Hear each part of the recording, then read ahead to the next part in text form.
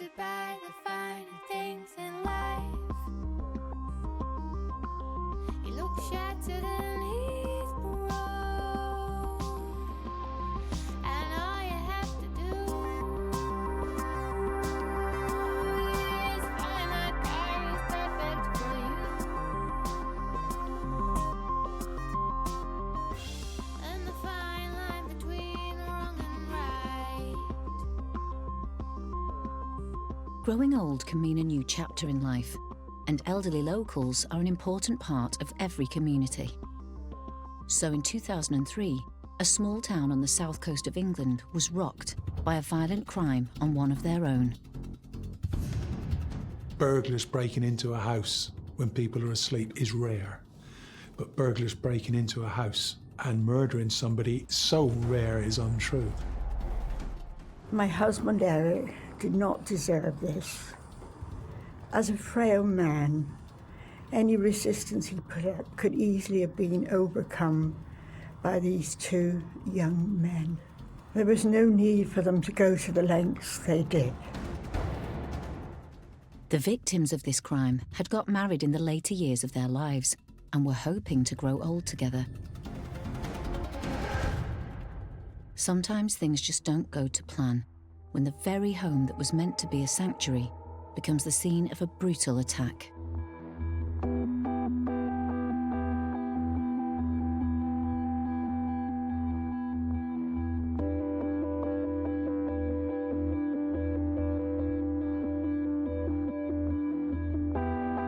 Plymouth is a large city in the southwest of England, the largest city in Devon, a major naval port. From a policing point of view, it's got many different neighbourhoods. Plymouth as a whole is an interesting city because it is a city, but it's a city that's made up of little villages. One of those villages is Plympton, St Maurice. It's a little pocket community, had its own butcher shop, a little pub, a couple of little shops. Lots of families had been in the area for a really long time. And it's fair to say that Plympton is not a high crime area. It's a really tight, close community, and they look out for each other. One of the prominent figures in the neighbourhood was 83-year-old Eric Hingston. He ran the local family butchers in Plympton for many years. Eric had been a very active man. He'd had active war service, and then he'd worked in the butcher shop for many years up until his retirement. He still lived above the shop. He was a very intrinsic part of that community. His son had taken over the shop from him, but he was still a very familiar face. He used to go round to the pub close by. Everybody knew Eric. Eric hadn't always been a butcher. Aged 18, he got his pilot's licence and joined the RAF. Eric had an incredibly interesting past. He was part of a special operations group during the war, which flew covert missions into occupied France. An incredibly dangerous expedition, something that his family were incredibly proud of. In 1950, Eric married his first wife, Jean. They had 2 children together. After the war, Eric set up a butcher's shop, and I think he was 3 shops in the St Austell area. And then after his first wife died, he moved back to Plymouth and bought a shop in Underhill Lane. Eric's wife Jean died in 1982. And here he is, a widower, confronting, life without his life partner. I have no one to share my life with. So that's where we find Eric. So it was widely welcomed a few years later when 62-year-old Eric found love again, this time with 60-year-old widow Audrey.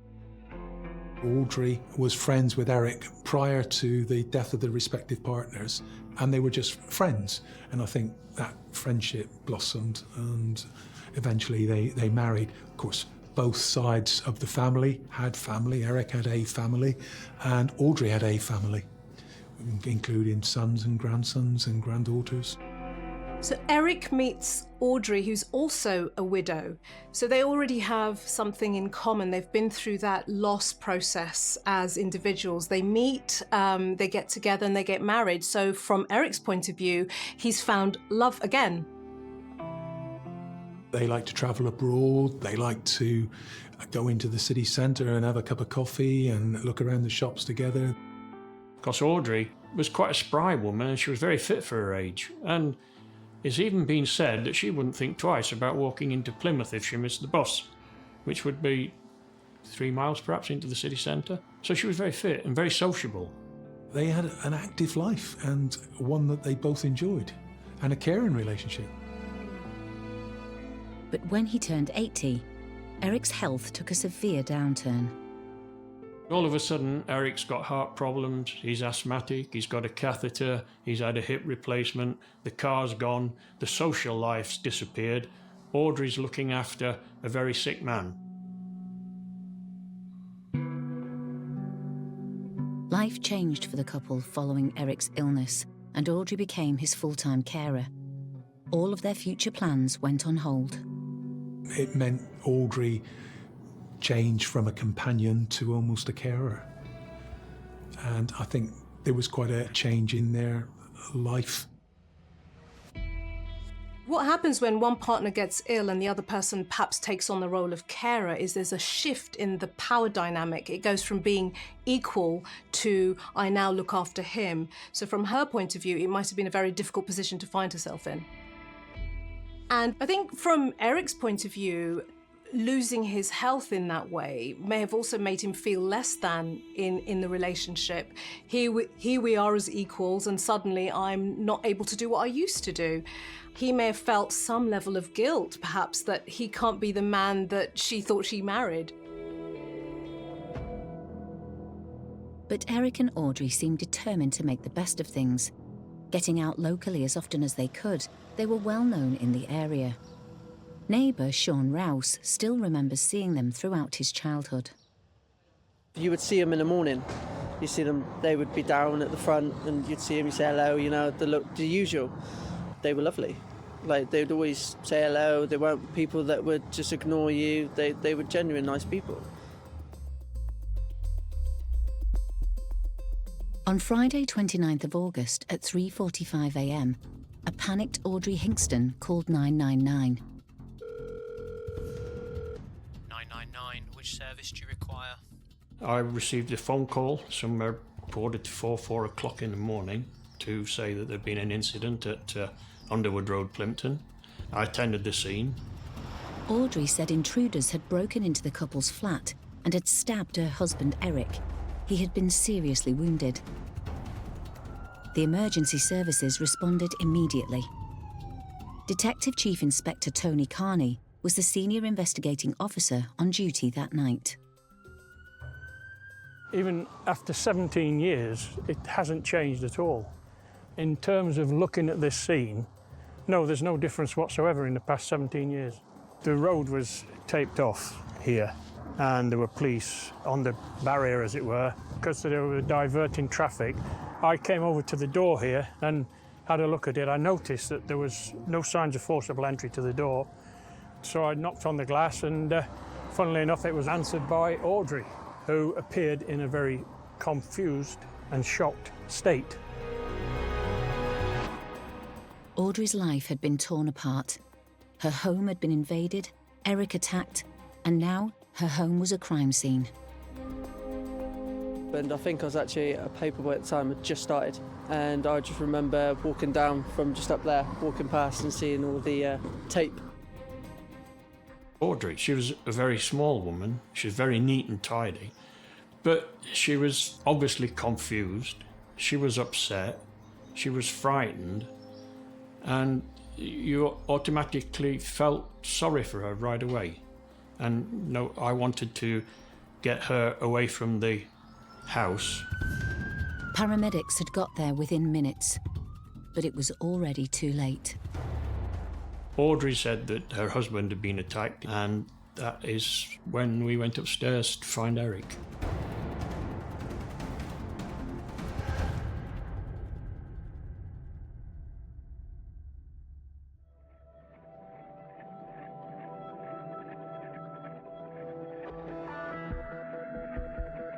Eric Hingston had been found dead on the floor of the flat above the butcher's in the quiet Plymouth suburb of Plimpton. his fragile 81-year-old wife Audrey had made the desperate call to police. Eric had been killed by a downward thrust from a long, sharp-bladed instrument. There wasn't a lot of blood at all. Eric was lying on the floor. His head was on a cushion, which I thought was strange at first. But then I saw patches on the floor and realised that he'd been defibrillated. What they hadn't realised, of course, was that Eric had a pacemaker.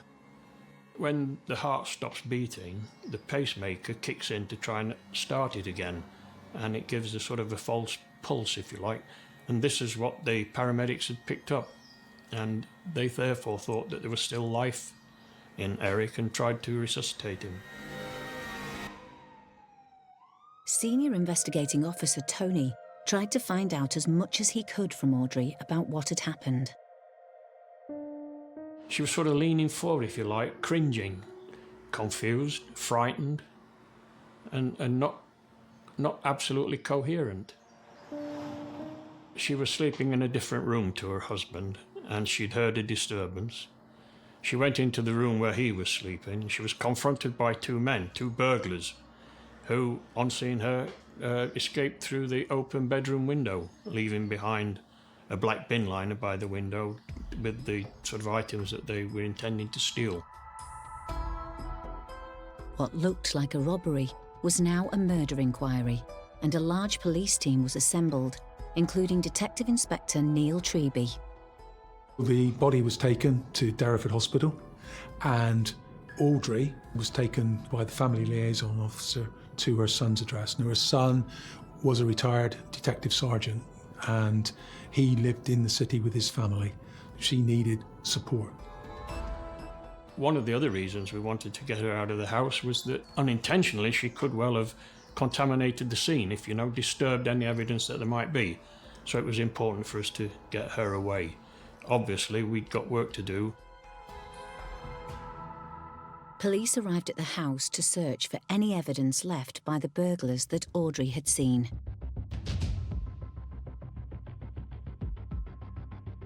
The forensic team arrived and they cordoned off the building. It looked like a typical burglary scene. The wardrobe doors were open, the drawers had been drawn open, the contents had been disturbed, thrown out onto the floor. There was a black bin liner by the window which had got items in it, including jewellery and other items, attractive items that they might want to steal.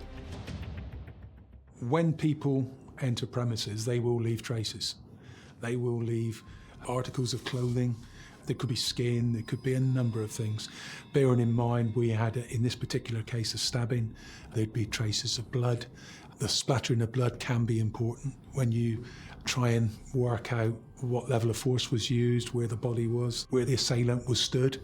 All of these things can be important. By morning, the whole community was aware something serious had gone on.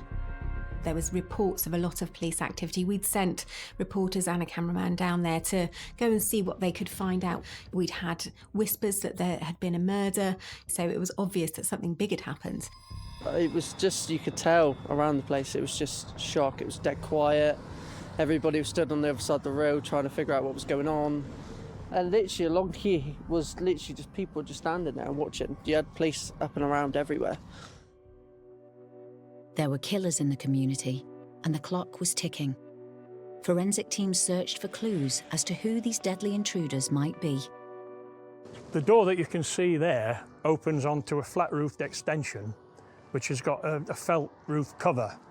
And the window, as on the night in question, 29th of August, would have been open. That's the very window. Open now as it was then. Eric had a medical condition which caused him breathing difficulties. He would often sleep upright in bed with the window open. The burglars would have placed a ladder on top of a wheelie bin and climbed onto that flat roof and then gained access to the bedroom where Eric was sleeping in bed with the light on, window open, something that normally you would think would deter burglars from entering. Burglars breaking into a house when people are asleep is rare, but burglars breaking into a house and murdering somebody in the house is even rarer. And on this occasion, the victim was an elderly man who was bedridden, and there would really be no requirement to murder somebody who was sat up in a bed because he wasn't a threat, physical threat, he couldn't be. The only possibility is that he would have seen the burglars. And then we got called along to a press conference later on that morning.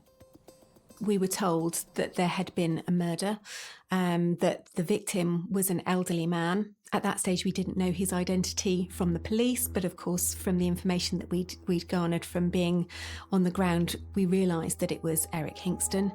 We were told that he'd been killed by intruders who'd come into the house. Being the victim of a burglary is something everyone dreads. But Eric and Audrey's home had been invaded by people who were willing to kill, and it terrified the whole community. Murders in Plymouth are rare enough, but stranger murders are incredibly rare. And for something like this to happen, particularly to an older gentleman, it caused shockwaves. You know, we were shocked in the newsroom. The whole of the city of Plymouth was shocked. It was all over the news, and that was the first time that I think it really hit me, in the sense that it was so close. Even at that age, you could feel the shock and everything going around. Everybody was talking about it, what was going on. And one thing we wanted to do was A, to obtain information, and B, to provide some sort of community reassurance. And for that purpose, we parked a mobile mini incident room just here where these cars are now, outside the building. It gave people the opportunity to come to talk to the police, to give them information, to receive reassurance from them about the safety of the neighbourhood. When something like this happens, in a community as quiet and peaceful as this, people see burglars and murderers on every corner for several days. Saturday, 30th of August, the day after the attack, Audrey, who was now staying at her son's house, said she was able to give a detailed description of the two intruders. She said that she had a good sight of them before disturbing them and then making off. One of the offenders had a very distinctive appearance, 6 feet 1 inches tall, wearing a deerstalker hat and white trousers, and that she'd seen him around the village on a number of occasions. His partner was a shorter guy, a bit stocky, 5 feet 8 inches tall. One of the first lines of inquiry that the police gave us as the media was that they had these really clear descriptions of two young men that Audrey had seen come into the house and who were responsible for the attack on Eric. With the whole community concerned that there were unknown killers at large, the story became nationwide news and the search for suspects intensified. We had asked whether Audrey would be willing to give a press conference, and we didn't think to start with that she would. But all of a sudden the police came to us and said, actually, Audrey is going to give a press conference. Something that doesn't happen very often, and of course we all went along to it. There were an awful lot of us. The national media had become involved, as well as all of us local reporters, and we were all crammed into a little room. And then Audrey walked in with her son, and then she gave her statement. During the early hours of Friday morning, 2 men came into my home and ruined my life. My husband Eric did not deserve this. As a frail man, any resistance he put up could easily have been overcome by these 2 young men. There was no need for them to go to the lengths they did. I remember the room being incredibly quiet. You could hear a pin drop. This doesn't happen very often. Speaking to somebody who'd been there when such a terrible event had happened. And she was just a little old lady, grey hair and glasses. She looked, like your grandma. Somebody somewhere knows who did this. I ask them, and my family asks them, to please contact the police. If you have any information at all, please pass it to the police. On a personal note, may I thank you for all the love and kindness you've shown us. But please, please do anything you can to help us. Thank you.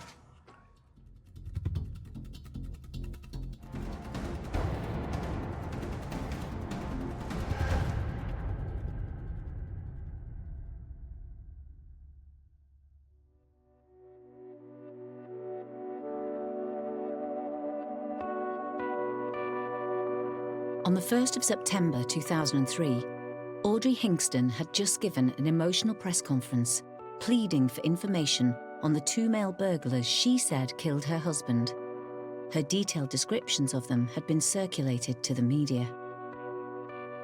It was obviously the lead story on all of the front pages of the newspapers and all of our news programmes that evening. With all the public attention focused on these suspects, there was a result almost immediately. They were quickly identified. In fact, having circulated their description, they came forward voluntarily. They were arrested. We were told that arrests had been made, and we all sort of breathed a bit of a sigh of relief because, you know, it was such a disturbing thing for the whole of the community. That relief turned out to be short-lived when police questioned the 2 young men. Inquiries were made into their background, and they didn't fit the profile at all of a burglar or anybody who might have committed this type of offence. They were resident in a bail hostel, which was within half a mile or so of the premises. We looked closely at the opportunity that the 2 guys might have had, but the bail hostel assured us that in accordance with their terms and their procedures, there was no way that these 2 people would have been out at that time of night. And the records showed that. And so, having been interviewed and their alibis substantiated, they were released. We were all disappointed because clearly that created quite an issue for us, and we were all a bit confused as to why she identified these 2 individuals which clearly couldn't have been responsible. Apparently these people were quite a common sight in the village. There's a pub next door, there was the butcher's shop and the pasty shop, so it's the sort of place that you'd expect young men to frequent. The consensus of opinion was she must have seen them earlier that day and recalled seeing them due to the shock. It felt a lot like the trail had gone cold, and, you know, we made regular calls to the police to try and find out if there were any updates, but there didn't seem to be any. And we were all wondering, you know, are these people ever going to get caught? Everybody was talking about it. I went to school and you could hear the teachers talking about it when they were having their breaks and that, and everybody was on edge. The police were working around the clock, and despite the media appeals, there was still no leads. Something wasn't right. We were looking at a burglary that had gone wrong. We thought it was strange that we didn't find any signs of fingerprints or even glove marks on any of the furniture or drawers that had been ransacked. Forensics found nothing of alien fingerprints or scenes of crime marks at all, which we thought was strange. As there had been a struggle, police hoped that Eric's killers may have left their DNA on or around his body. Clearly, this is one of the problems that was created by the paramedics. Quite rightly, of course. They would have been breathing over him, talking over him, touching him. Fibres from their clothes might have fallen onto him. That would have contaminated any type of DNA or fibre evidence that the offenders might have left on him. It took us some time, obviously, to obtain the uniforms and DNA samples from the paramedics. But once the police lab had managed to identify and separate the traces left by the medical team, there was still no forensic evidence of the offenders inside the flat or out. And that's one of the things that struck us as strange, because there was no disturbance under the window as you climbed through, no signs of entry, no dirt, no gravel, and it just didn't look right. Whether somebody was wearing gloves or not, they will leave marks, i.e. you will see where they've pulled themselves into a room, if they pulled themselves through a window, you'll see something. Also, if somebody pulls themselves through a window, like in this particular instance, and they're wearing clothing, you would expect them to leave traces or fibres from the clothing on that scene of entry. We didn't get any. By the 11th of September, Audrey's family were saying that they felt something wasn't right. A tragic death like Eric's can have far-reaching consequences, and there were real concerns in the family that Audrey was holding something back. The police began to change the focus of their investigation. Really and truly, at that time, none of us had considered Audrey as a suspect. It was unbelievable at that time. Everything that you'd expect to find from a burglary dwelling, we weren't finding. And then you think back to Audrey's account in the flat about seeing two men, and then you start to think, well, this isn't making sense. And it's at that stage that we decided that we would have to look very closely at Audrey, because there was no forensics. But before the police could pay Audrey a visit to find out more, she shocked everybody by attempting suicide. She took an overdose and left a note. Please catch these terrible people who ruined my life. I cannot live without Eric. She was detained in Derriford Hospital. Whether this was a real attempt at suicide or whether it was a ploy to put forward a picture of the aggrieved widow who couldn't live without her husband, I'm not sure. But we were also still aware of the family's feelings that Audrey wasn't being truthful, that Audrey was holding something back. And she had been treated for depression by her GP in Plimpton since June of that year, 2 or 3 months earlier, obviously. Depression can affect someone profoundly. It affects you psychologically, physically. People have, might have difficulty getting up in the morning. They might struggle with insomnia. They might feel irritable, angry at other times. Hopelessness is something that people often feel. Loss of interest in life in general. They might even engage in reckless behaviour. With Audrey in a fragile state recovering in hospital, detectives were unable to interview her. But they discreetly continued to investigate whether she was connected to Eric's death and not the burglars she'd claimed. Bearing in mind, Audrey's son was an ex-police officer. We had to make sure that the information didn't leak out of the police station. Police were doing a lot of forensic searching in the property. We saw them going in and out all the time.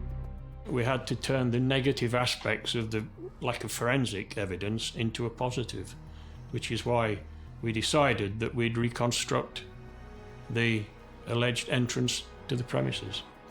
We specifically targeted some very, very fit individuals, police officers, to break in to the flat. And we were not surprised to find that they couldn't do it without leaving any trace. Bearing in mind, they tried to break in without leaving any trace of forensic evidence. They couldn't. That reinforced our beliefs that a burglary was pretty much impossible. Although we'd searched the flat extensively during the early stages, we carried out another search and we found a long 7-inch butcher's knife down the side of the drawers, which is why it had been missed. Eric's post-mortem examination revealed that the cause of death was a single stab wound by a long sharp-bladed instrument which had been forced down past his collarbone, puncturing his lung which had collapsed, and considering his state of health at the time, had led to his death. They found traces of blood on the blade, which were later forensically examined. DNA came back as Eric's, and there were fingerprints on the knife of Audrey's. And strangely enough, just the previous week, she had asked James Hingston in the butcher shop to sharpen it for her.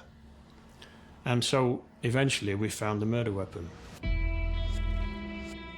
On the night of Eric's death, Audrey had called 999 at 3:45 a.m. to report the attack. We located a delivery driver who delivered some goods to the shop at around 2 a.m. the morning Eric was found dead.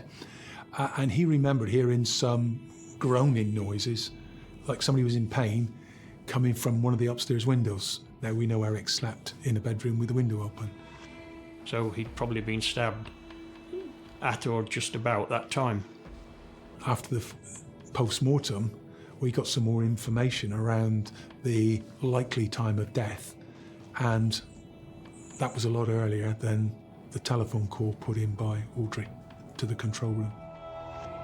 During this time, Audrey had been opening drawers, scattering their contents around the bedroom, filling a bin liner, possibly even while Eric was lying on the floor, still alive and in great pain. The evidence was now only pointing in one direction, but it was hard to believe that Audrey could have killed Eric. There was still a lot of officers who couldn't accept the fact that Audrey was a suspect. There were still people who just couldn't accept that she could have done it. We had some social workers visit her in hospital, talk to her, and they came back and said something's not right. She wasn't exhibiting any signs of loss or grief. And the social workers picked up on this, as had the family. And so, again, that more or less confirmed our suspicion. On the 7th of October 2003, Audrey was released from hospital and arrested on suspicion of Eric's murder.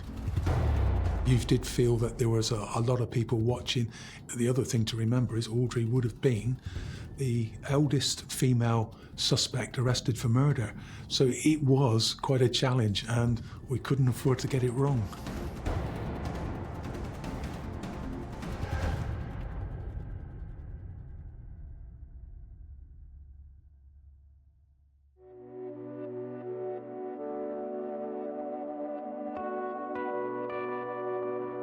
Police had taken Audrey Hingston into custody on the suspicion that she had murdered her husband, Eric.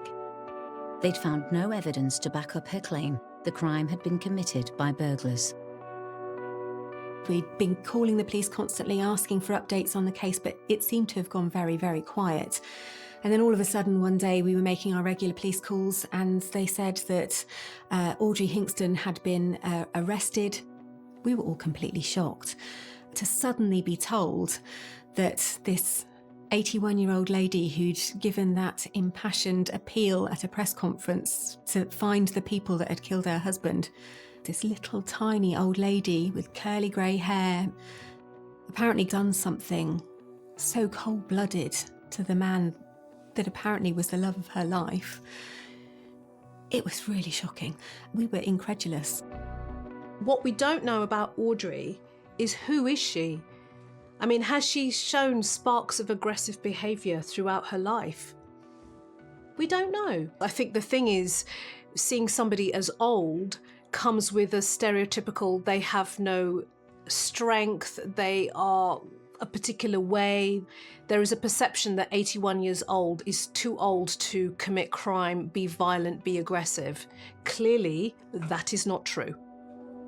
In her interview at Crown Hill Police Station in Plymouth, Audrey wasn't admitting to anything and came up with yet another explanation. Audrey then decided Eric must have committed suicide. As a result, she ransacked the flat and made it look like a burglary. She identified two men that she'd seen earlier in the day as being responsible for the burglary because she didn't want to embarrass the family. As soon as Audrey changed her statement to police, aware the murder weapon had been identified, her son, a former detective, requested to see his mother in custody. Peter came to the police station. His mother had been in custody some time, and he was with his wife. He wanted to see his mother, and we thought it would be useful if that was allowed. It's not common, but we allowed it. We're at Crown Hill Police Station. This is the custody suite where Audrey would have been at the time she was under arrest. Her son and her son's family came to visit her, And they had that conversation with her, and that's when Audrey told her son that she did in fact kill Eric. Any relationship can become difficult or strained, but it's hard to imagine a situation where the only way out was to kill your partner. She apparently fed up of caring for him. See, previously, Eric had been in good health. They had a car, they had a good social life, they travelled out a lot, they visited, local beauty spots, pubs, sandwich, and this had all disappeared. And this is this had caused a depression, and this is what culminated in the murder of Eric. Without speaking to Audrey, we don't know what led to her breaking point. She may have felt frustrated, resentful, stressed, distressed, unable to ask for help, feeling that she'd lost her partner, going through in her mind what might have felt like a living bereavement. This is not the future I'd planned. He's become sick. Instead of going out and enjoying ourselves, he can't do what I hoped he could do with me. And that sense of frustration might have been bottled up until she finally blew. Audrey's family now knew the truth, but police needed an official record of the confession, and this responsibility fell to her son. I then said to him, Pete, I need a statement from you about what your mother said. Are you prepared to give me one? And he said, yeah, I don't want her looking silly. I had a lot of sympathy for Peter and his family. It must have been awfully embarrassing for Peter, and I felt that for him. I had to take my hat off to him because he did the right thing. But it must have been difficult. For Audrey's family, it's incredibly shattering to discover that, their family member has committed such a crime, and they've literally got to rewrite their understanding of that person. It's incredibly painful. Everything you thought you knew about that person isn't anymore. You almost feel alienated from them.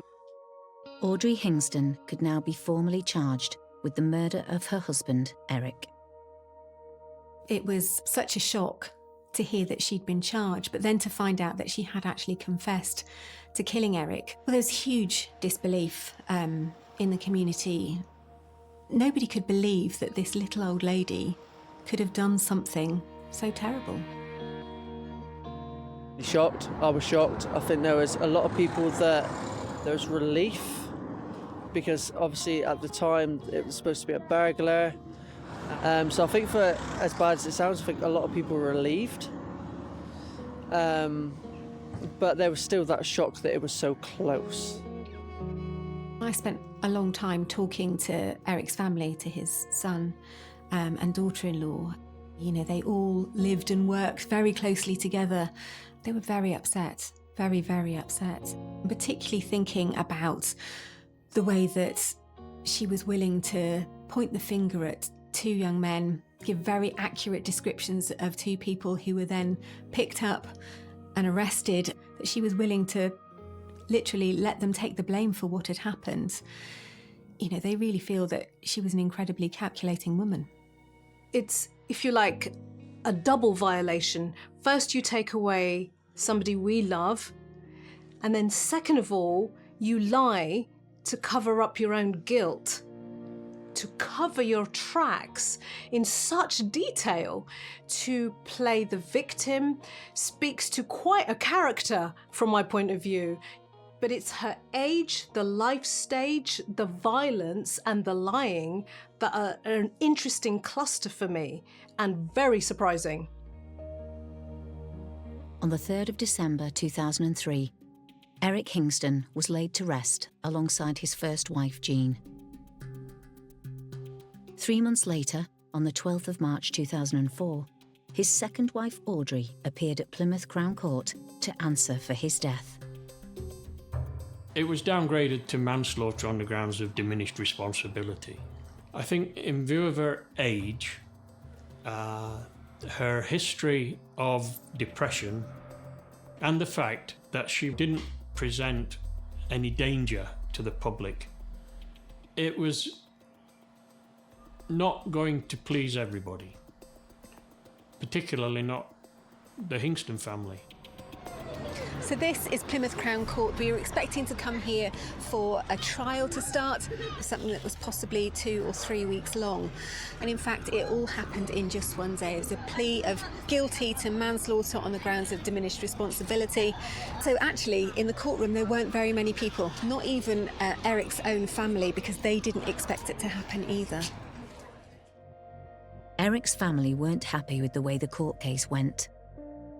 So one of the things that happened as part of this court hearing was that there was a victim impact statement read to the court. On behalf of Eric's family, Jimmy Hingston gave that statement, but he actually gave it at a time when he still thought that Audrey was a victim.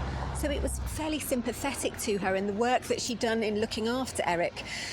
If they'd given a different witness impact statement, that was after they found out that Audrey had been charged with his killing, it might have been very different. Audrey Hingston was convicted of manslaughter on the grounds of diminished responsibility and sentenced to 2 years in prison. I think she was very lucky to get away with manslaughter in 2 years.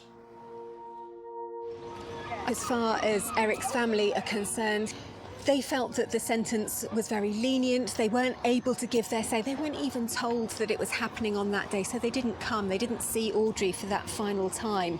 They did appeal against the sentence to try and get it increased, but it never was. And I think that Eric's family certainly feel that they didn't get justice for him in this courtroom.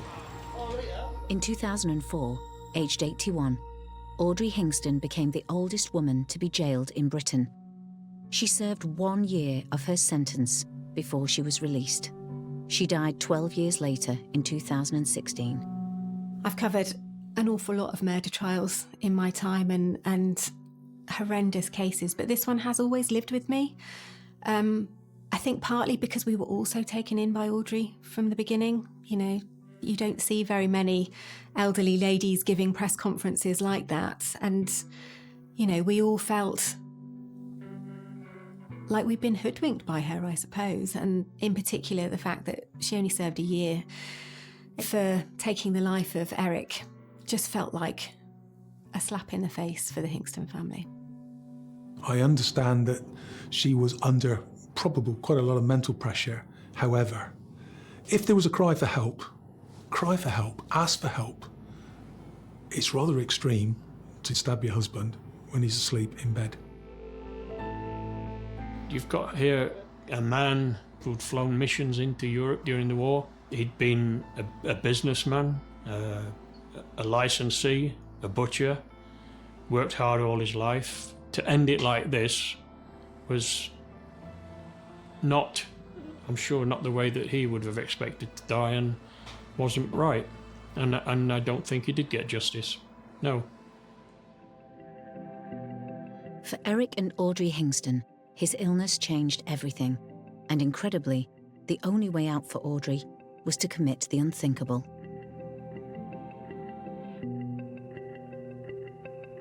Attracted by the finer things in life. He looks shattered and he's broke, and all you have to do is find that guy who's perfect for you,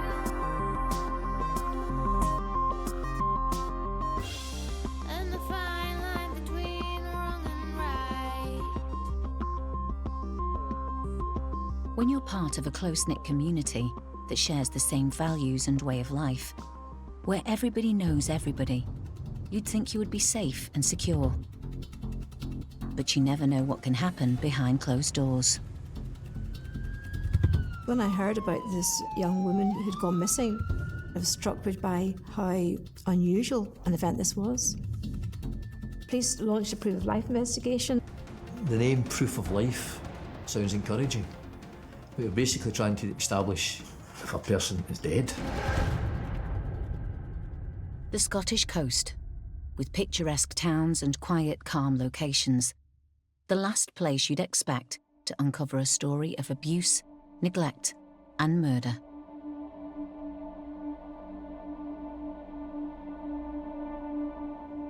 Inverkip, what a lovely location to live in. Sitting on the banks of the Clyde, overlooking the Argyll Hills and the forest on the other side of the river. And it always struck me as somewhere that would have been a lovely place to have grown up. You would be very pleased if you got a house here with this sea view. So you don't believe that people go missing and never be found again. It's not a place that you would think anything like this would happen.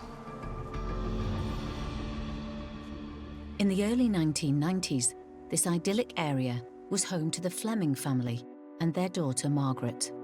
Margaret Fleming was the only child of Margaret and Derek Fleming. I think she was a very, very quiet child. She needed a lot of support in school. Margaret had learning difficulties growing up, which wasn't diagnosed until later. At primary school, it was identified that she had problems with reading and writing, which later were revealed as learning difficulties. And this would have had an impact on friendships and how she related to other people and how other people related to her. The family lived in the town of Port Glasgow, 10 miles along the coast from Inverkip. In January 1993, Margaret's parents divorced. Margaret was a vulnerable young woman, and now her world had been turned entirely upside down. When Margaret was about 12 or so, she didn't get on with her mother particularly, so she moved in with her father and his parents. She was very closely bonded to her father. She had quite a fractious relationship with her mum, but her and her dad were a little unit. Margaret's father, Derek, was a tradesman who had retrained as a lawyer. He then met Jean. I think we were about 3 years together. I didn't like him at first. He was a lawyer. And then he says, "Oh, come on, I'll take you for a coffee." I went, "Aye, all right then." And we got on all right. As she got to know Derek better, Jean saw his relationship with daughter Margaret firsthand. Always together.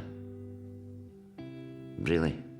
And wherever Derek was, Margaret was there. And it was lovely to see. She's quite shy, reserved. She'd take a while to get to know you. But when she did, she did. She clung on to you. She was really a nice little kid. Jean and Derek eventually got engaged and started to make plans together, always making sure to include daughter Margaret. And her dad told her we were going to get married. How do you feel about that? Well, she was a wee bit unsure about it at first. And I turned and said, "I ain't going to take your mum's place. Nothing's going to change." And she was quite happy about it. Unfortunately, her dad had cancer. All parents worry about what they would do if they were unable to look after their children, and Margaret's father was no different. He had to find the right people to step in if the worst happened. When he was diagnosed with terminal cancer, one of Derek's greatest worries was who would care for Margaret once he died. Fortunately, some of his stresses were alleviated when a couple came forward and voluntarily agreed to care for Miss Fleming. The couple were Edward Kearney and Avril Jones.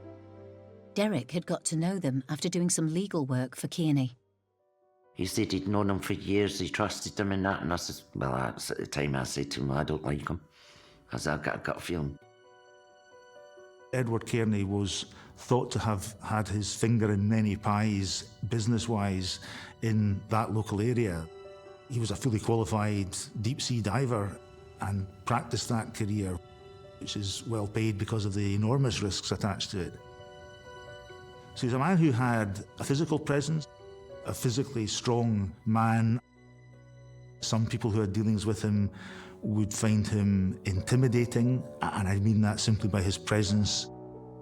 As for Avril Jones, she was a secretary to a law firm in the area for many years and pursued a perfectly legitimate and ordinary life.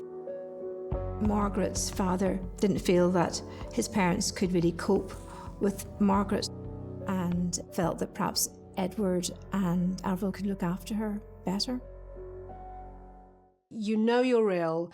You've made a connection with these two people who you've put your trust in, and to give your child over suggests that he really believed that they would take really good care of her and have her back.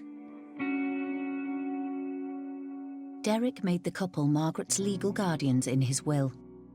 Sadly, his illness progressed very quickly. We were going to get married. He fell ill, went to doctors, and within 8 weeks, he was dead. From the day he went into hospital, I never went home. I never left. I sat there beside him until he passed away. After Derek's death, while his estate was sorted out, Margaret stayed with family in order to limit even more disruption to her life. When her father died, she was absolutely distraught, really bereft. She had lost somebody who, well, perhaps the only person who really loved her. She went with her grandparents at first. They were devastated when Derek died. It was their only child. It was sad. Margaret, she'd taken it really bad when her dad went away. Both Derek's parents then went into a care home because they were too old to look after themselves. At this point, Avril Jones and Edward Kearney stepped forward to look after Margaret, now 16. Jean had no choice but to let Margaret go. But she was not convinced about the couple. There was an age difference of 18 years between Avril Jones and Edward Kearney. A few times I had to go out there with Derek. I just didn't like the guy. Avril wasn't that bad, but she was controlled by him. In 1997, 16-year-old Margaret went to live with Edward Kearney and Avril Jones at their home in Inverkip. It seemed Jean wasn't the only person unhappy with the arrangement. At one point, Margaret's mother did turn up to the house and said that she wanted Margaret to come back home and live with her. There had been a furious row, and Kearney had made some threats, and in fact, she accused him of relatively low-level violence towards her. He demanded of Margaret, who was in the house when this was going on, who do you want to live with, us or her? And Margaret elected to stay with them. I get the sense that she was frightened of Edward and probably Avril, and maybe she felt she had no other option but to say, I want to stay here. It's hard to imagine how Margaret felt, but as she became more reclusive, she also became more isolated from those around her. Kenny was clearly an individual who was controlling and dominating, always wanted to be in control of himself, his emotions, and his surroundings. When he was unable to successfully do this, what he would tend to do is be confrontational and retaliate.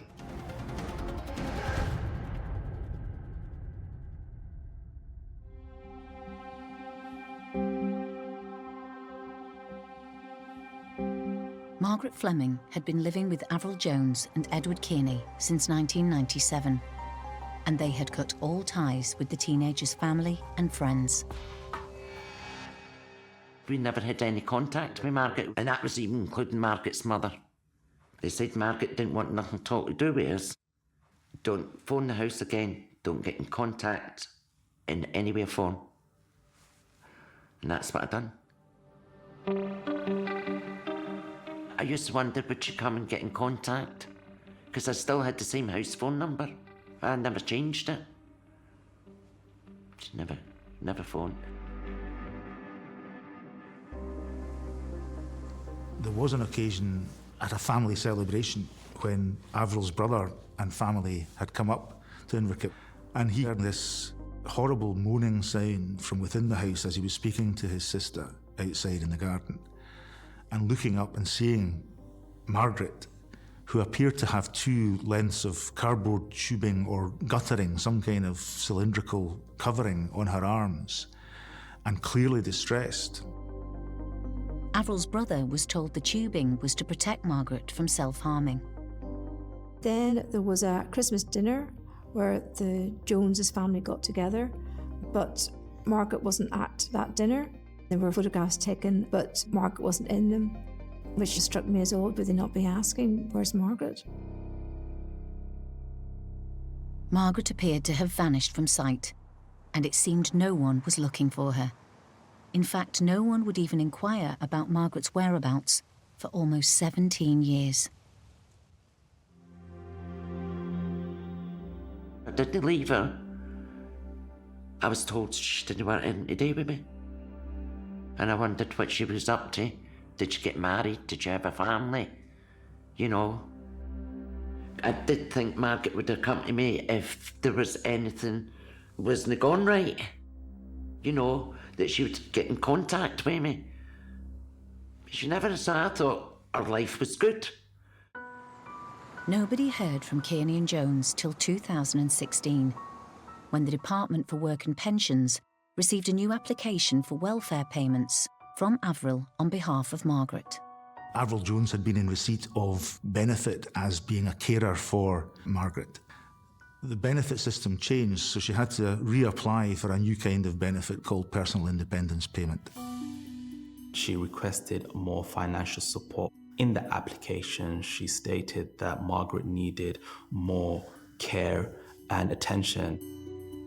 Margaret would now be 35, and it appeared that in the last 17 years, her condition had badly deteriorated. There was a list of things which indicated that Margaret was literally incapable of looking after herself even for a moment, couldn't be left on her own, she couldn't be trusted. She wasn't allowed into the kitchen where the dogs were because she had been found eating out of the dog's bowl. This raised eyebrows, as you might expect. A local social worker telephoned Avril Jones to find out more. Avril indicated that there was no way Margaret would speak to anyone or attend any appointment to be assessed because she was so terrified of authority and wouldn't leave the house. But the social worker refused to be fobbed off. She went straight round to the house herself without any answer. And at that, the concerns were so great in the mind of the social worker that she made an urgent referral to the police. Late afternoon that same day, the 28th of October 2016, two police officers pulled up in a marked car at Avril Jones and Edward Kearney's home. For obvious reasons, it was important that Margaret be seen and her well-being determined. They were able to see two figures moving towards the door after they had knocked the door. They then retreated, and one person came to answer the door, this being Avril. The officers were given access to the house. They found the most bizarre setup in the house with junk everywhere.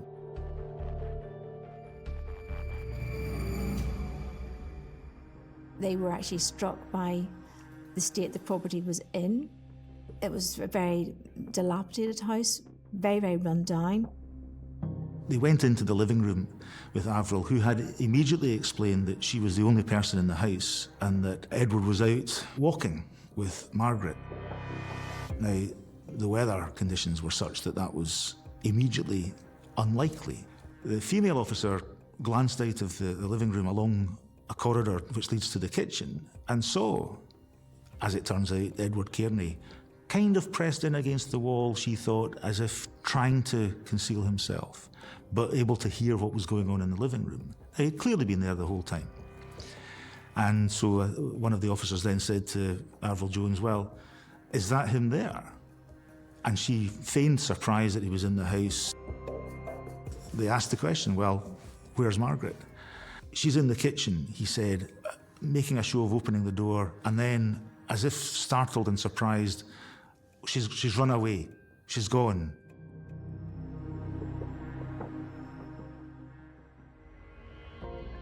When I heard about this young woman who'd gone missing, it did really intrigue me. because I knew the area where nothing much really happened, nothing much that was bad anyway. It was quite a community-orientated place. People seemed to look out for each other, and I was struck by how unusual an event this was. The police had launched a missing persons investigation to look for Margaret Fleming, but soon discovered it wasn't going to be a straightforward case. I would find it very hard to run away anywhere around here, because you've got this main road, which is really dangerous and very busy, and then you've got the sea on the other side. Because of the concerns for this vulnerable person, very quickly additional officers started arriving. And after a short time, CID officers were asked to attend as well. And so they asked Avril and Eddie repeatedly for detail as to where she had been, why she had fled, what had been happening. And it obviously struck Kearney quite quickly that the police weren't accepting this story. And he called out, "You know where this is heading, Avril, this will end up as a murder charge." Which seemed a distinctly odd thing to say if all that had happened was that the girl or woman in their care had run away minutes earlier. Police immediately started tracing anybody previously involved in Margaret's life who might know anything about her whereabouts. Jean hadn't seen her since the late 1990s. CID come to my house and they asked me, did I know Margaret Fleming? I went, "Oh, don't tell me they've done her in." That was my exact words. "Oh no, she's just missing." I actually nearly collapsed. And I couldn't get out of it. I couldn't sleep for weeks, because I never heard anything. But as soon as the CID came, Andrew, I'm sorry.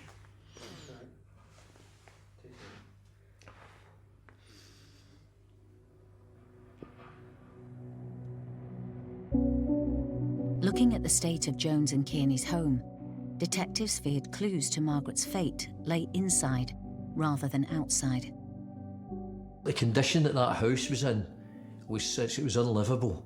It was a mess. It was contaminated with all sorts of stuff. What we'd be looking for here would be traces of Margaret in the house. Is there anything that indicates that she'd come to some sort of harm? The detectives searched every inch of the house. They did not want to miss any evidence that would shed light on the miserable ordeal suffered by Margaret. The police spent quite a time there trying to see any evidence at all that Margaret had been living there as they claimed. So, for example, are there any of her belongings here? Nothing. Toothbrush, even. No, she carries everything in a bag that she carries with her all the time, according to Avril. They dug the garden, they searched the home, which I think was a very complex operation because the house was just full of rubbish. I think for the first time in Police Scotland's history, they set up a mobile laboratory in the couple's garden so they could test and analyse each item that came out of the house. Everything that was handed over as being Margaret's was either Eddie's or Avril's, and when subjected to scientific examination, revealed no trace of Margaret's DNA. Of all the thousands of objects that they tested, there was no sign of Margaret being there. And that is something that is strange, and that is something that makes you think, has there been cover-up? Or has harm come to her some time ago? There was no forensic evidence to show that Margaret was in that house, but there was evidence from witnesses that speak to her being there, albeit some time ago, and that's important. So she was definitely in that house. She was there, it's just that she disappeared off the radar, and the only people that were there were these two carers.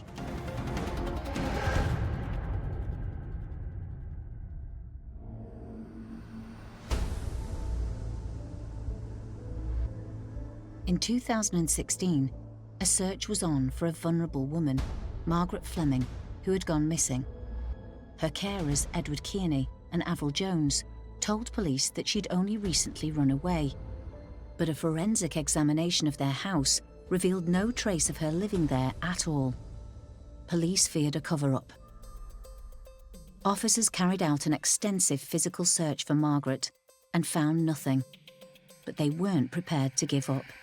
From quite an early stage, it was so obvious that the inability to find Margaret safe and well at that time was likely to be related to criminality rather than missing person. But there is a process through which the senior investigating officer must go before declaring a criminal inquiry.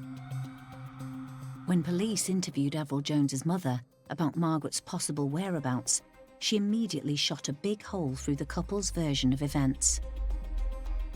Avril's mother was astonished at the notion that the police would expect to find Margaret there because, as far as she was concerned, many years ago, Margaret had gone and had never been back. There was a phone call between Avril Jones and her mother about 5th of January 2000. Avril had told her mother that Margaret had gone off and had disappeared. Avril had said to her mother that Margaret, who would have been 19 at the time, had left with a traveller. The very idea that Avril's mother, who lives nearby, was telling the police, Margaret's not here and has not been here for years, whereas Eddie and Avril were saying she was here 10 minutes ago, didn't gel. It was pretty obvious, I think, that Margaret hadn't been there. There was a lie being told about her and that there had been a lot of money paid out of the taxpayer's pocket on the basis that Margaret was there and being cared for. So it was very obvious that at the very least a benefit fraud had been committed. Looking for Margaret was like searching for a ghost. You had no phone data, you had no forensic evidence, no one had been in contact with Margaret for all those years, and then these two, her carers, were leading police to believe that she disappeared. So really, all the lines of inquiry around Margaret had dried up. They had nothing to go on. Police launched a proof of life investigation. They made a public appeal to see if anybody across the UK had heard of Margaret, or come across Margaret, knew of Margaret. The name Proof of Life sounds encouraging. But we're basically trying to establish if a person is dead. They contacted all the GPs in the whole of the UK, all the health boards, all education authorities, to see if there was any trace of her. They made inquiries with banks and credit companies, but there was absolutely no sign of her on social media either. No digital footprint, which is unusual, for the days that we live in. The police knew it would be hard to prove Margaret had come to some harm without finding her body. The area around the house where they were living, Kearney and Jones, huge amount of land, trying to search for that body. Diggers, they looked in the river, they had divers, everything they could do. They had a drone up trying to identify an area where she could be buried. I mean, that's a mammoth task. And really, Kearney and Jones gave them nothing to go on. The house is very secluded, so anything that would have happened there, or, if you like your privacy, that's where you would have your house. Because the only people that can see you is from the sea. There might be a boat passing, but other than that, nobody would see you. It was like looking for a needle in a haystack, trying to find Margaret Fleming. The only time you can prove she was alive was when she was last sighted on the 17th of December 1999, when Avril Jones' brother says he last saw her. The investigation into Margaret's disappearance made it clear that no one had seen her since 1999, and the only two people that could account for her whereabouts were Kearney and Jones, and their stories weren't adding up. I wouldn't even look at a newspaper. I wouldn't look at nothing because I couldn't. I'd just crumble all the time.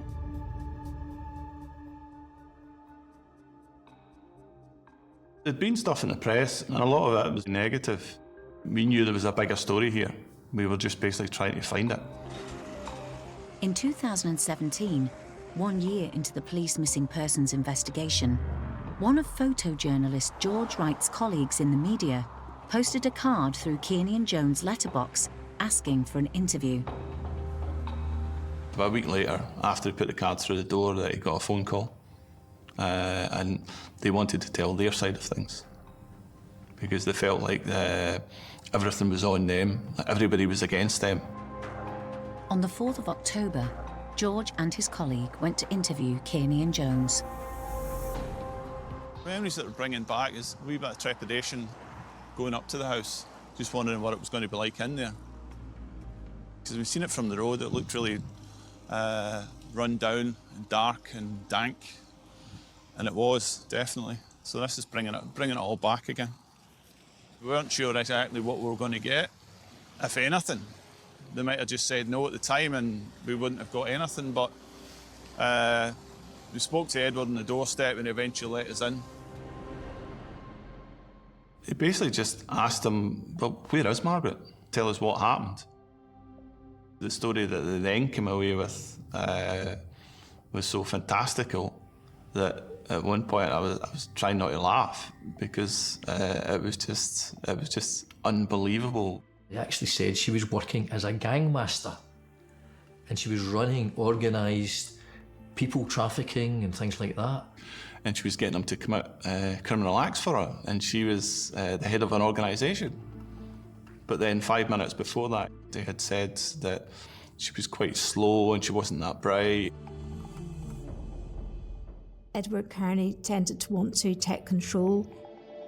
He wanted to do all the talking and not let, I think, Avril Jones speak at all. They were actually asked on that interview, how did they feel that she's not appeared? Normally, interviewees will say, well, please come home, give me a call.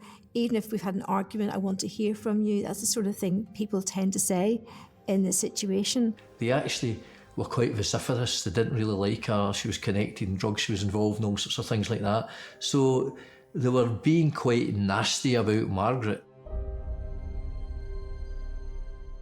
I was raging. How dare you?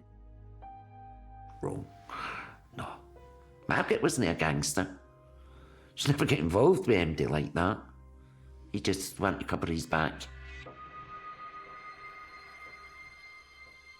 This is what it is now. Just boarded up. I was actually glad to get out the house and actually get some fresh air because all the windows were bolted shut. There was no air in the house at all. It was horrible.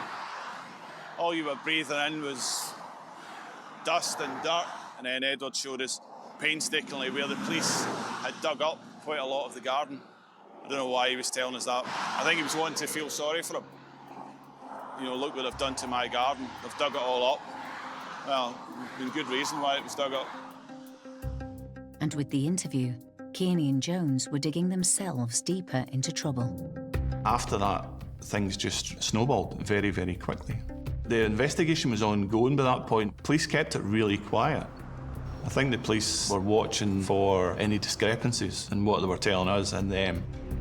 They gave different accounts at different times, but the recurring theme was that in the first week in January of 2000, she had gone away with someone from the travelling community and was living in Cumbria with travelling people. They then finessed the account to include that she would come back very frequently to collect the money that was hers. They obviously had worked out they still had to pretend that they were not the beneficiaries of this money, that in fact Margaret was still getting it. And this was part of the hole they were digging for themselves. Because it meant that since they were insisting on that, if we were able to prove that wasn't right, it greatly undermined any credibility their account might have. Police believe that Margaret died sometime between the 17th of December 1999 and the 5th of January 2000. She would have just been 19 at the time. In an attempt to counter this theory, Kearney and Jones produced letters they claimed were from Margaret to prove she had left their house alive and well. Apparently signed and dated between the 9th and 13th of January 2000, the first was posted in Carlisle and the other two were from the Regent Palace Hotel in London. Margaret had difficulties with numeracy and literacy. One of her teachers had said that she had a reading age of about 8 and would really not have been able to write the letters that they said she had written. Spelling and grammatical errors were deliberately generated to give the impression that they had been written by someone who was not very good at writing English. The letters were typed and sent one from the English-Scottish border and 2 from London. The significance of the one from the border is that it would have been on the route that Kearney and Jones would have taken to travel down to London, that they were laying a false trail of letters sent by Margaret to explain that she wasn't coming back. Ironically, Avril Jones's log of another form of correspondence would later back up the police's theory about the period in which Margaret died. Avril Jones kept this Christmas card book, which is a sort of odd thing to do. Don't know anybody else. I've never come across anybody who keeps their Christmas card book. And she would tick off people who had sent her cards, but also who she had sent cards to. And there was a tick on Margaret's name for 1997, 1998, 1999. But after that, there was no tick for any year subsequently. With the investigation cranking up the pressure on them, Kearney and Jones were about to crack. They were ready to go. Kearney and Jones were about to board a train. They had a large sum of money. They were going. The heat was on them, and they were heading on a train down south when they were arrested by the police.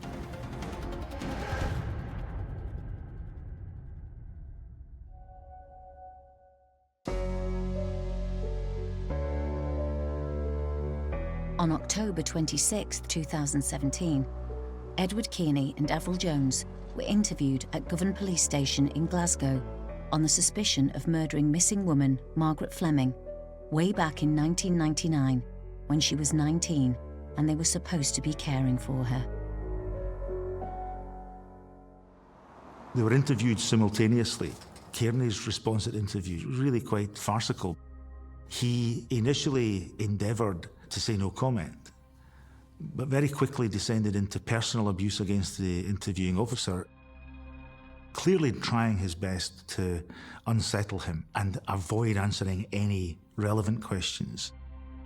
He's a very, very arrogant man and insisted that Margaret was very much still alive and active. Despite Kearney's bravado and Jones' silence, the evidence was mounting against the pair.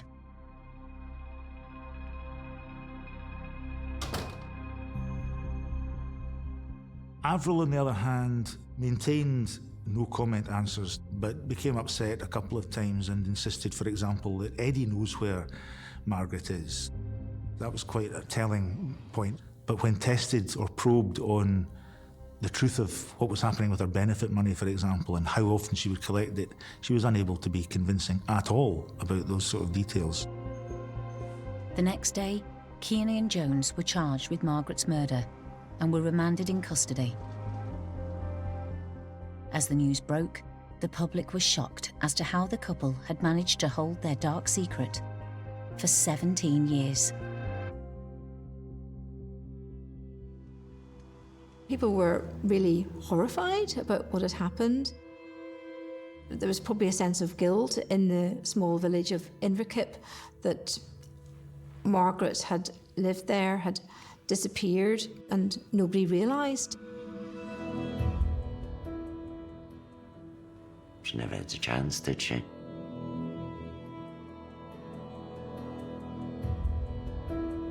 From the time the CID came to my door, I've never been right.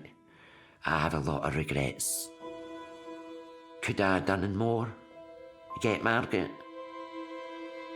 I really feel I let her down, because I feel I never fought hard enough for it. Margaret was really isolated from other people who loved and cared about her.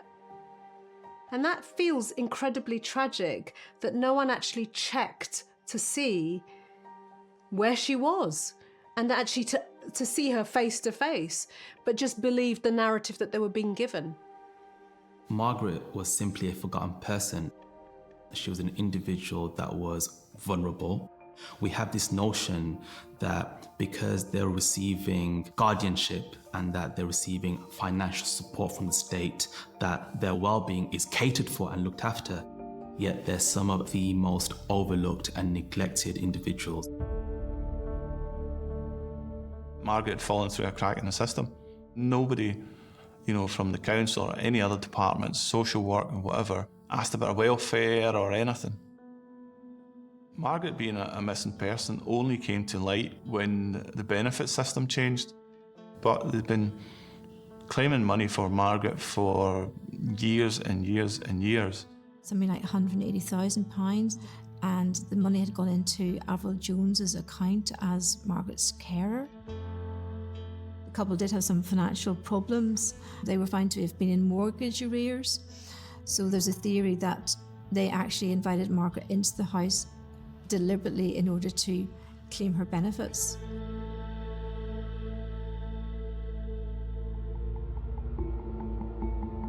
A person who's able to lie so elaborately about the killing of someone is clearly an individual who has depersonalized and dehumanized the victim. They consider the victim as an object.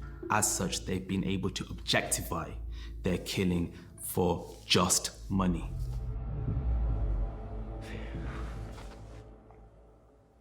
Do you know that's hard? That's very hard to accept that another human being could do that to another kid. You know, a kid. That's bad. That's evil. Really evil. On April 25th, 2019, 77-year-old Edward Kearney and 59-year-old Avril Jones went on trial at the High Court in Glasgow, accused of murdering Margaret Fleming. Without having a body, to get a conviction for a murder, although it's not unheard of, it is one of the most difficult cases. No DNA, no forensic, you have no idea how the victim met their death. But there was still plenty of evidence in this case. There was no proof of life. Margaret was not living. There was a Christmas card book which was ticked off for the years. That stopped in 1999. There was inconsistency in statements. They produced false information that she was still alive. They were writing letters. Focus then came to be on what was going on in London on 13th of January 2000, and that was the date on one of the letters. Kearney and Jones were real hoarders. They did not throw anything away. And that turns out, on the one hand, they say, well, we don't throw anything away, and that's why we've still got those letters from Margaret. I'm glad we didn't throw them away because we can prove she was alive and well. Nor did they, however, throw away the invoice from the Regent Palace Hotel showing that a couple in the name of Jones had stayed there on the 13th of January 2000. This meant Kearney and Jones happened to be staying in the exact same hotel on the exact same night that Margaret had supposedly been there and written a letter to them to explain her disappearance. Without that, I'm not convinced there would have been a case. To find that invoice, that was a real stroke of luck. It's an astonishing mistake to have made. Edward Kearney did himself few favours either when Ian McSporran cross-examined him. He started contradicting things he had previously said, quite significant contradictions. It was a bit like nailing jelly to a wall. If one story didn't turn out to be any good, he would change it to another story. And since the two of them had twined their fate, really, although Avril Jones didn't give evidence, the damage he was doing to her as well. She maintained a fixed gaze forward for almost all of the trial. There were no betrayal of emotions. There were so many inconsistencies, and there was no doubt when this was all presented together that Margaret had been killed by these two. The jury found Edward Kearney and Avril Jones guilty of Margaret Fleming's murder. Both were also convicted of perverting the course of justice, and Jones was additionally convicted of fraudulently claiming £182,000 in benefits. The reality is, criminal geniuses are very few and far between. The jails are full of people who aren't as clever as they thought they were. Jones and Kearney were each sentenced to life imprisonment with a minimum term of 14 years. They've never admitted to murdering the young women they were supposed to be looking after. And Margaret's body's never been found.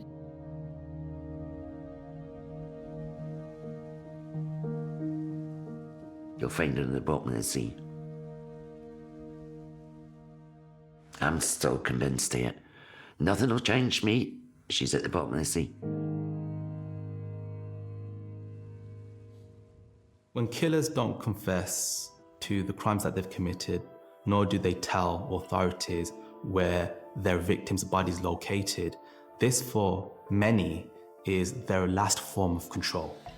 We know that Kearney is an individual who liked to be dominating, and as such, this is one of the last forms of control that he has over authorities, over the victim, and over the victim's family. What happened to Margaret is an unfinished, incomplete story. And psychologically, that can be deeply, deeply painful. Where is she? What happened? How did she die? We can't even bury her. We can't even honour the life that she had. So all these questions remain questions for the rest of their lives until these two people decide whether they're going to speak out or not. But sometimes allegiances change. You never know. As Kearney's older, if he died first, who knows, Avril Jones might be able to tell the police in Scotland where Margaret Fleming's body is, to give them closure and do the decent things so they can bury Margaret.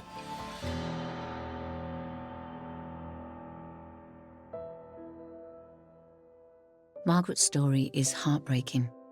She was a vulnerable woman who needed support, and the very people who were meant to be her protectors ended up betraying her in the most unimaginable way. Margaret came from Port Glasgow. I want to get a bench to be put up in the shopping centre and get a plaque put on it for her so that she'll never, ever be forgotten. I wanted to bring her up as mine. She'd have had a good life. Oh, she would have had a good life.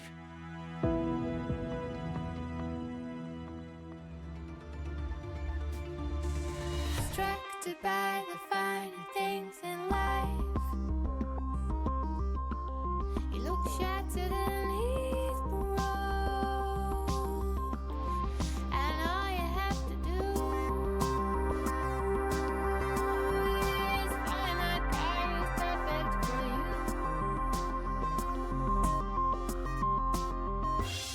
And the fine line between wrong and right.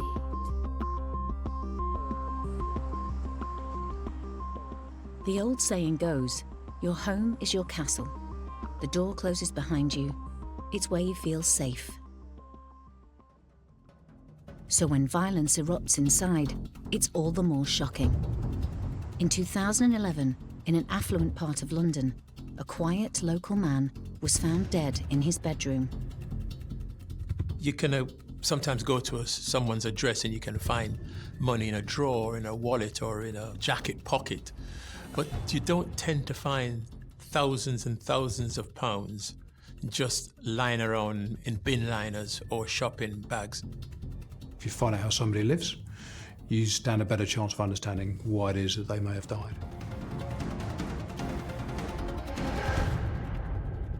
When you live alone and you need help, you often have no choice but to let others into your life and home. But who you choose to admit can mean the difference between life and death.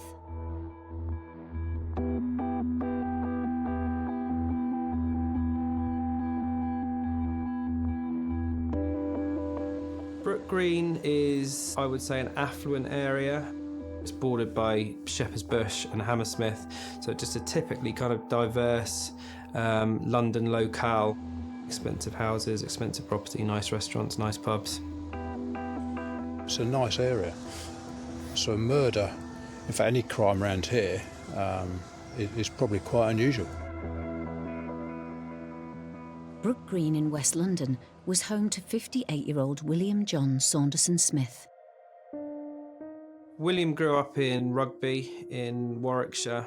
I think his father died when he was around about 8, and then shortly after his mother was taken away to a mental institution. So he had a difficult upbringing. William grew up with his cousin because his father died and his mother was taken into hospital because she had mental health problems. And this is quite a difficult and challenging start to life. And these things influence and affect and shape your worldview. May have left him feeling, that the world is not a safe place. He had actually come from a tenant farmer background, and his family had money, but they were farmers.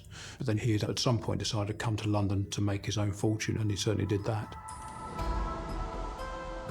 William had spent his money wisely, investing in property and making a living as a landlord. He had a large portfolio of properties that he was renting out, particularly or primarily in the West London area. Majority of the properties that he was renting out in the London area, they were normally to Aussies or to Kiwis. And it's probably because of the transient nature of those individuals and because they would be working in the area of Earl's Court, he seemed to have a ready market that he was obviously supplying with accommodation to stay. He was obviously a wealthy individual. While William was well off, it seemed he was not so comfortable with the outside world, and there was no sign of really close relationships. William didn't have a big family. His parents died long ago. He had no spouse, no children.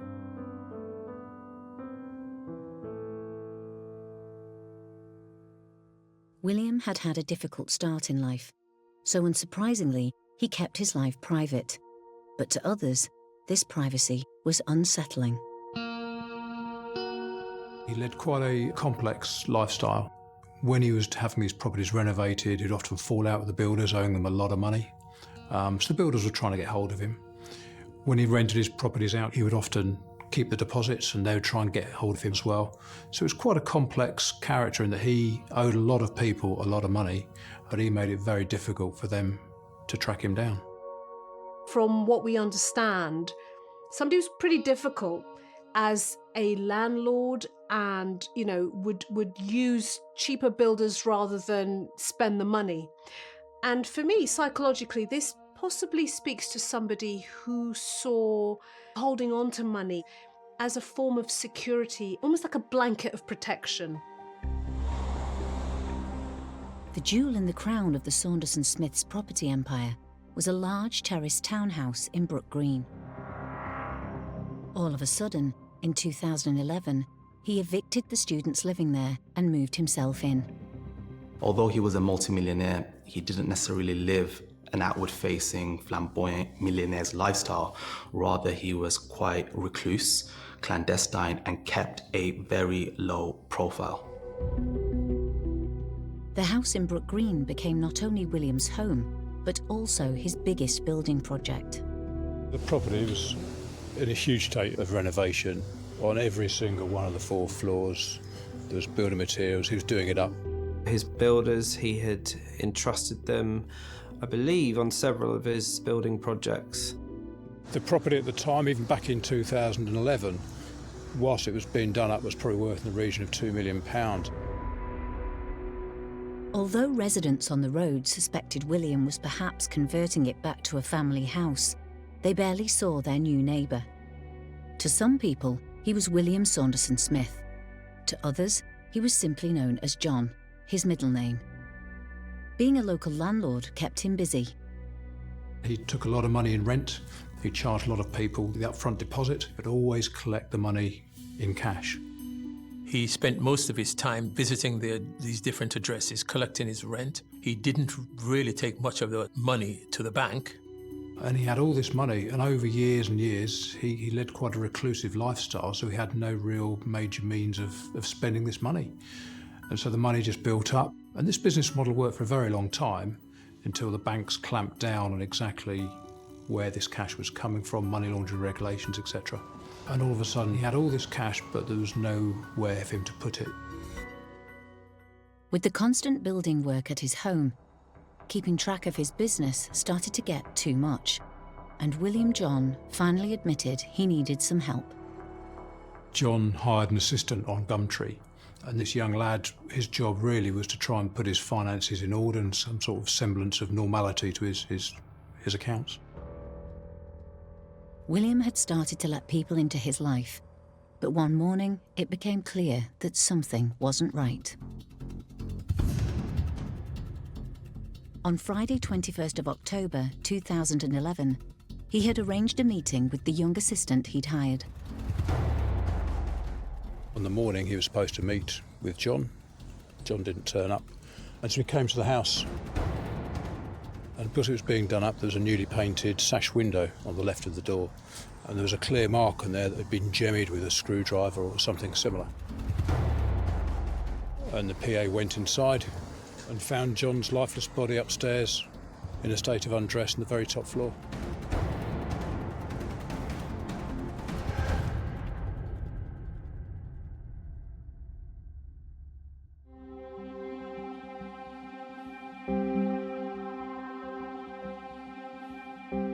On Friday the 21st of October, William John Saunderson Smith had been discovered in the attic bedroom of his 4-storey house in Brook Green, London.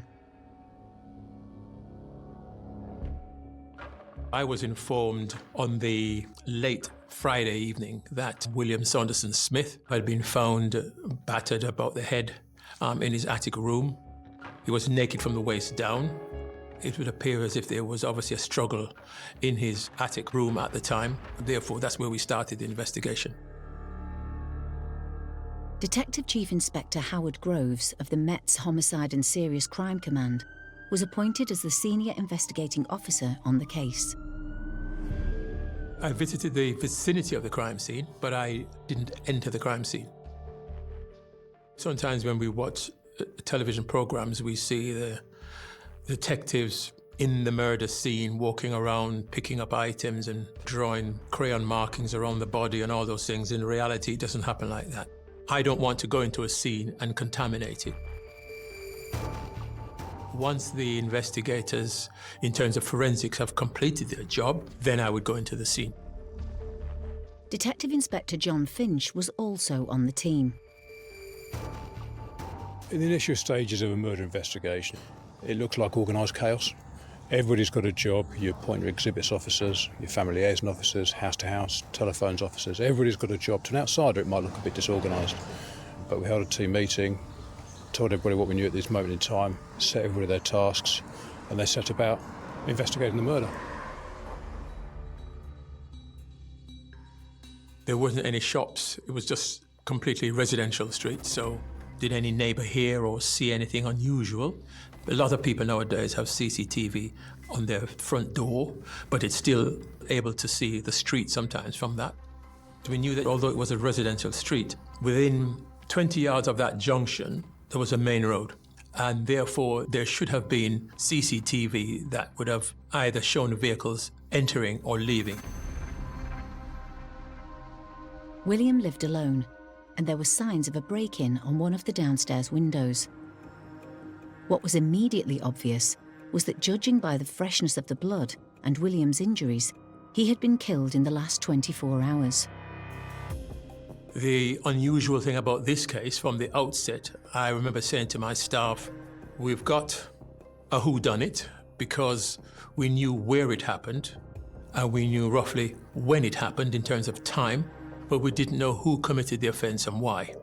So it was going to be taxing and demanding on us. With so much police activity in the area, word soon spread. I think someone had tweeted me that there was quite a lot of police activity. Our offices were only a couple of minutes walk away, and I remember talking to officers to find out exactly what had happened, and the early kind of answer was that someone had been killed in the building. When we started investigating, we realised it wasn't going to be quite a straightforward murder investigation. One of the first things you do in a murder investigation is do your house-to-house inquiries. When we spoke to one of the immediate neighbours, they said that they heard sounds that they believe was people running up and down the stairs in the early hours of the morning, and that itself was very out of character and strange. As police began to look into William's life, it became clear he was a bit of a recluse and had few friends in the area. We had difficulty in identifying any next of kin. That took us some 3 weeks before we could identify someone. Normally, when you have an investigation, you will have a family liaison officer that is assigned to the family to keep them updated on the investigation. And we had to use a friend to do that because we couldn't identify a family member. And even that friend hadn't seen him for about 2.5 years. So we had some significant issues in trying to build up a better profile on the victim's lifestyle.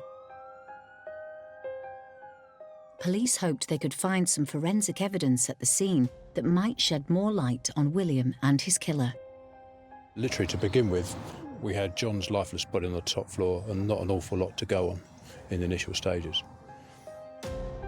It took us a few days after the officers had obviously been at the scene doing their forensic work that we managed to lift a finger mark on the sash window at the front of the premises. But that didn't necessarily take us forward at that stage, because I remember saying to my staff, well, that finger mark may very well be from the victim. He could have easily been locked out of his address and tried to get into the window recently. We knew that the finger mark itself was fairly recent, days old, not weeks old, which was good for us. But we knew until we actually were able to eliminate the victim, then the question would be, if it's not his, then who else is it? A logical theory at the time was that William might have interrupted a burglary in progress before he was beaten to death. But searching the property further, police had made a surprising discovery. Inside the house, it really was a building site. William was living on the upper floor, but importantly and interestingly, in the house, we very quickly found large sums of cash. There'd be £1,000 here, £1,000 there. He would just put them in shopping bags and just throw them into a corner in his living room or his dining room. And that's something that neither myself or my team had ever come across. You can sometimes go to someone's address and you can find money in a drawer, in a wallet, or in a jacket pocket. But you don't tend to find thousands and thousands of pounds just lying around in bin liners or shopping bags. Howard and the team concluded this must be collected rent money from William's properties. Before moving into his current address, William had been living in Fulham. A search of that address also revealed tens of thousands of pounds just lying around.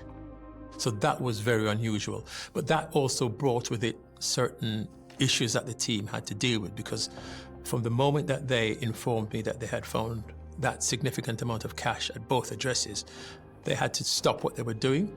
I've never seen anything like it. In total, we found over £350,000 in cash just lying around in uncounted bundles, an astonishing amount of money.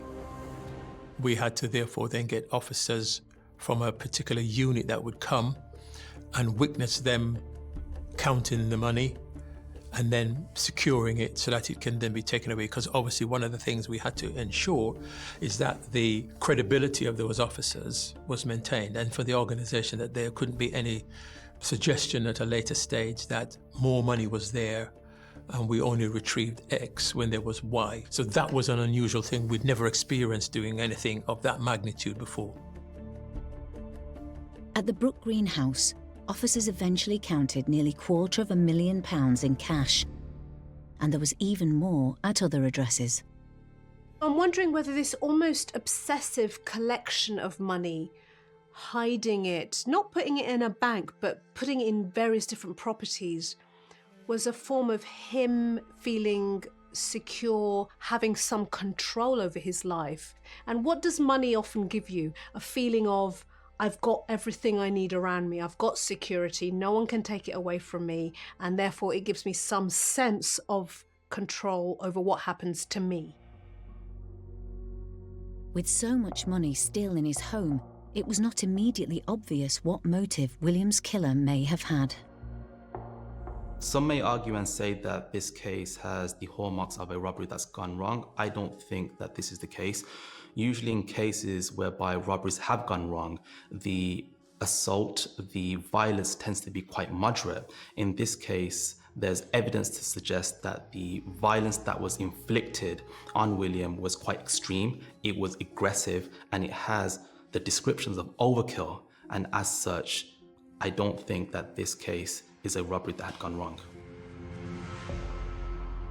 When William's autopsy results came back, they revealed he had died from head injuries caused by up to 9 blows with a blunt instrument. William's death was a mystery for several weeks after the crime. Why would anybody seek to kill, especially in such a brutal manner, a 58-year-old man who, by all accounts, was completely harmless and kept himself to himself. There was no murder weapon found, and there was seemingly absolutely no reason for his ultimately savage death. In search of a motive, the police started to look towards William's complex business dealings for suspects. William's business model was to take up properties like this that needed renovating. He'd turn them into a number of different apartments, flats or rooms, and he would put a phone number on these rooms. He'd rent them out, he'd collect the rent, he'd collect the deposits, but then he'd get rid of his mobile phone. That property alone, we had 67 mobile phone numbers and phones that were attributable to him. William's mysterious lifestyle was not helping to catch his killer. If you find out how somebody lives, you stand a better chance of understanding why it is that they may have died. The police investigation was soon to take a very different direction, as it headed far from William's home.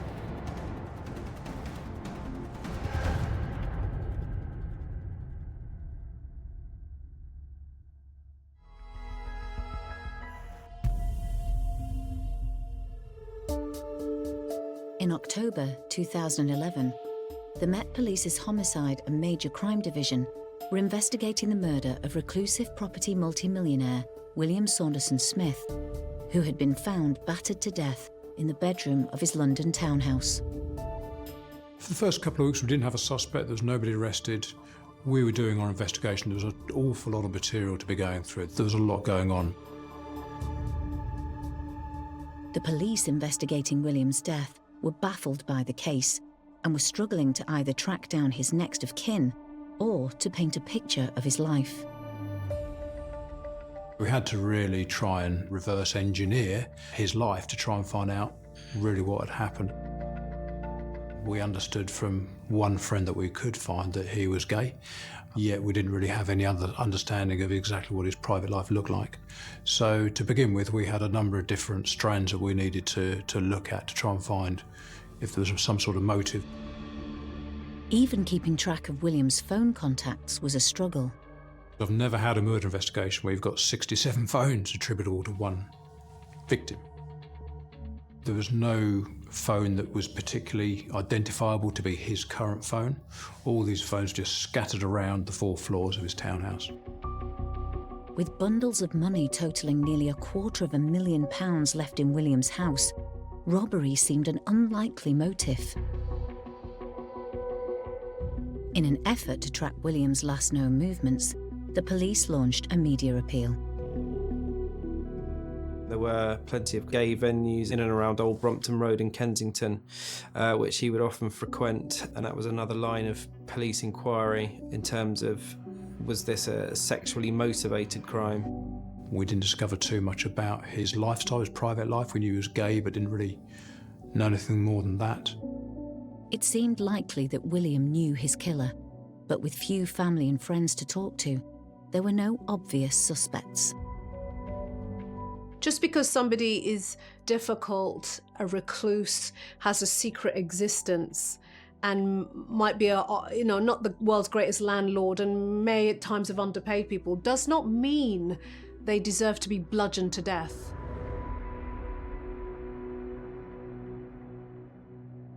William had a number of enemies, upset a lot of people in his day-to-day dealings, whether it was his tenants that he hadn't given their money back, whether it was builders that he had disputes with or hadn't paid. Through his business dealings, police found William had built up a list of people with a grudge against him. There were a lot of people that we came across that, not necessarily a reason to kill him, but certainly a reason to dislike him. People who really didn't have any warm words to say about John, and that's a bit sad. And that made our investigation a little trickier. Finally, the police got a break. They managed to get hold of footage from a nearby hotel security camera that showed the comings and goings in and out of Williams Road. It's a one-way street, and down at the very end of the street there, before it hits the main road, on the left-hand side there's a property there, and that had CCTV, and that turned out to be pivotal in our investigation. So on the CCTV, we saw 3 people. It was quite a mild evening, but in the early hours of the morning, we saw 3 people that were dressed almost for winter, with their jackets done up and their collars done up, and the caps and hoodies up, hanging around, and that was quite unusual. Also on that CCTV, we saw one car in particular that seemed to just go round and round and round the area about a dozen times in the hours leading up to the murder. And this was a gold-coloured Land Rover Freelander and had a big dent in the side, so it was hugely identifiable for our purposes. It was good enough to tell us that at a certain time during that evening that a vehicle had driven into the road from the opposite direction. At least 2 to 3 people had alighted the vehicle.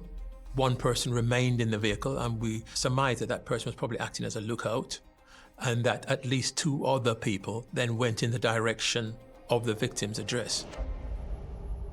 The footage was too grainy to identify faces or the car's number plate, but the police now knew they were potentially looking for not just a killer, but killers. And the painstaking analysis of William's hoard of cell phones brought another breakthrough. There was an awful lot of material to be going through. There were 67 mobile phones, and when we're going through those phones, we don't really find much on any of these phones. There's the phone calls, of course, but nothing else that's significant that leads us in any particular direction until we get to the very last phone, the 67th phone. And there's one text message on that phone that shows a little bit of emotion. It says, "How are you doing? ? Many kisses." This was just a text in isolation, 2 months old, and we thought, is there a relationship between the victim and the person whose this text message has been sent to? So the alarm bells came up for us in terms of thinking, does this have some significance, some relevance to the investigation? It wasn't difficult for us to then establish who that particular phone number belonged to.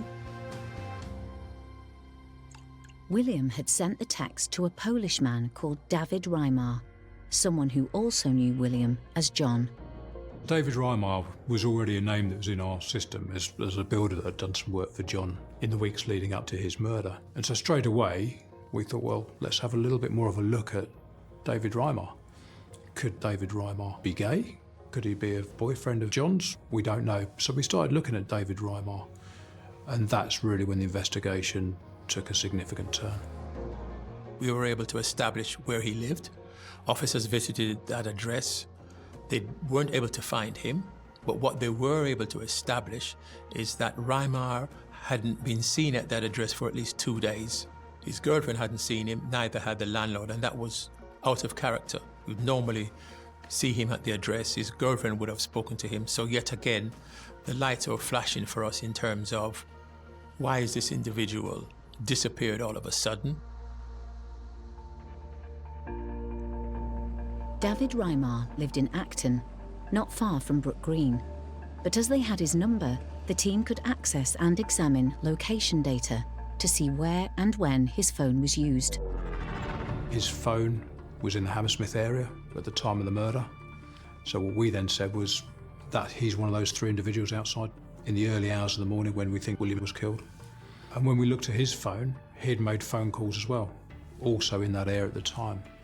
And he'd made 2 phone calls in particular to Milosz and also to Mugiewski. Mugiewski worked at a bus garage locally, and that's where he knew Mr. Milosz from as well. So it was these 3 guys that became our prime suspects. The suspects were Polish. They were builders by profession, and we believe that the victim had obviously used them because it was cash in hand. But we don't believe that the relationship with them was anything more than casual labor. They weren't someone that he had been using for years and years and years and had built up a significant rapport with. They were just people that he had called upon on occasions to do particular work for him. The builders would have known about him because they would have been in close proximity within a professional capacity. They worked for William on an ad hoc basis. As such, they had access to his properties and may have seen large amounts of sums in William's possession. Homicides in the UK tend to be a characteristic of a close proximity between victim and offender. When we let new people into our lives, we look for reassurances they can be trusted from family or friends. William, however, had few people in his life, so when he opened his door, he was letting in strangers.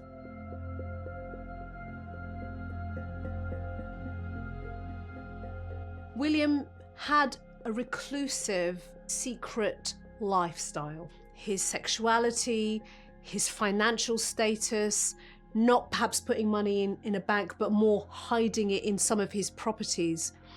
And I think this then builds an image of quite a mysterious character. Now, if you think about it from the point of view of outsiders coming in, they may have a sense of secrecy. They may have a sense of, you know, this guy's underpaying us, but he seems to have a lot of money. What's going on with him? And this may give it a different potency in their eyes. How much money has this guy got, and can we get something out of him?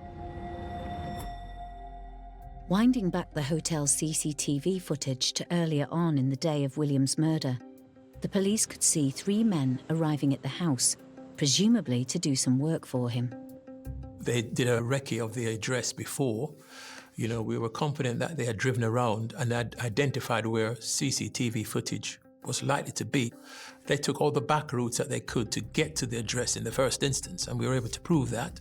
They didn't go on the high roads. They basically doubled back from using the side streets, getting to the address, reversing the car around and heading back through the side streets.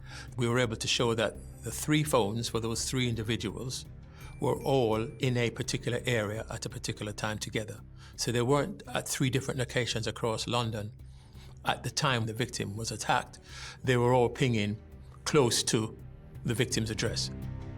The CCTV also showed William leaving his house. We found footage that showed the victim leaving his address and visiting a timber yard to get some items from there. And when he came back, we knew that the people who were working at his address on a particular day had left because the footage could show people leaving. So we wondered whether he had been deliberately asked to go away from the address to allow them to take away the money. Whatever the men took, they obviously decided it wasn't enough. On reflection, once they had left the address, they probably said to themselves, well, hang on, if we found that money, there's probably more, and hence the reason why they decided to come back. So it was greed. They returned later that night by car, waiting for William to go to bed. We noticed a Land Rover Freelander car, and this gold-coloured Freelander had a big dent in the side. Went past the property about a dozen times at the time of the murder, just before. And we managed to link that car to Mr. Bugievsky. He owned the car. So what we're saying is that Mr. Bugievsky took the other 2 to the murder scene. All 3 went in. They all came out, and then they made good their escape in Mr. Bugievsky's Freelander. We were able to map where that vehicle went afterwards, and as a result of that, identify addresses where at least 2 other suspects resided at.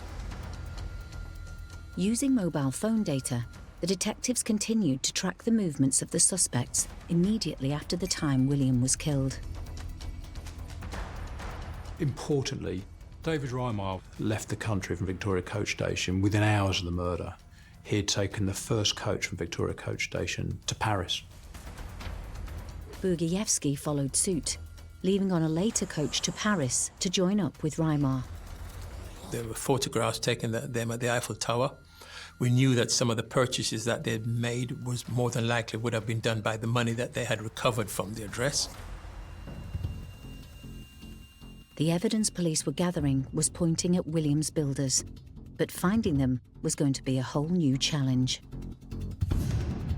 It's all good having all that information and that evidence, but it was about apprehending those individuals now, because we still had 3 suspects at large. We had 3 prime suspects that weren't in this country. And then the question for me as the SIO was, how do we get them back?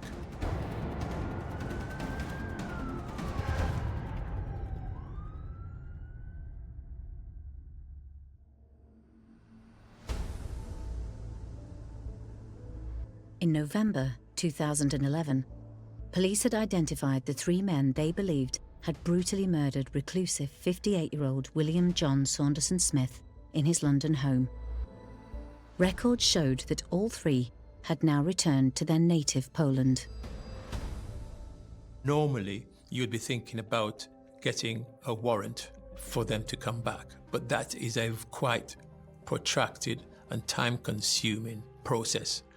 And you know that the longer it takes you to get letters of request and for you to get the authority to get the warrant for them and then that to be executed, they could have easily well have moved on again from Poland and gone to another country. It was 4 weeks since William had been murdered when Howard and the team discovered two of the suspects, Bugiewski and Midlars, had returned to the UK. Having escaped to Poland and then thinking that the coast was seemingly clear, they returned to the UK, but little did they know police were already on their trail. I think most certainly Mr. Bugiewski and Mr. Mulaj, they had no idea that we were onto them.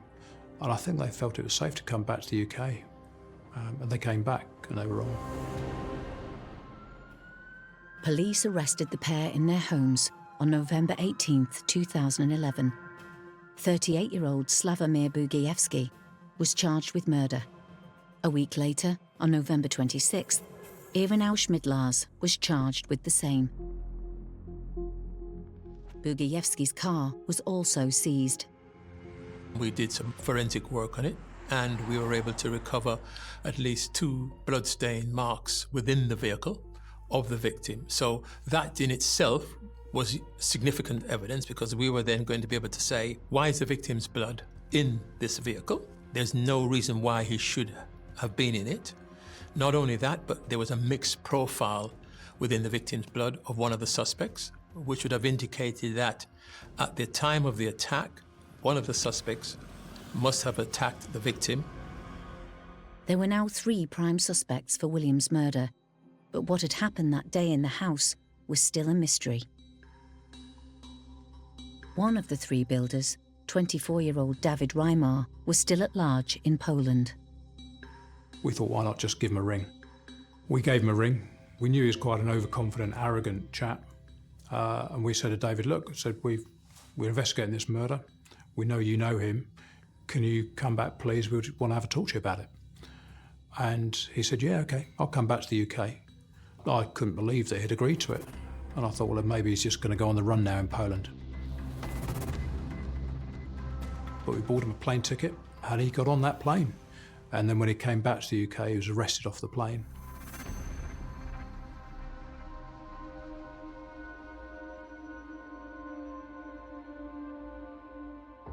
William hadn't let many people into his life, let alone his home.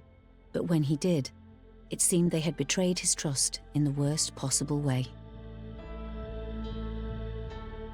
There's a notion in criminology known as the ideal victim, and the ideal victim is often vulnerable. And some of the vulnerabilities that William had in this case was wealth. The police wanted to make sure the murder charges stuck. When they questioned David on his return to the UK, he gave nothing away. He said, yes, I knew John. I'd done some work for him in the past as a builder. He didn't pay particularly well. But then I just chose to go back to Poland. I'd finished a relationship with my girlfriend and I just wanted to go back to Poland.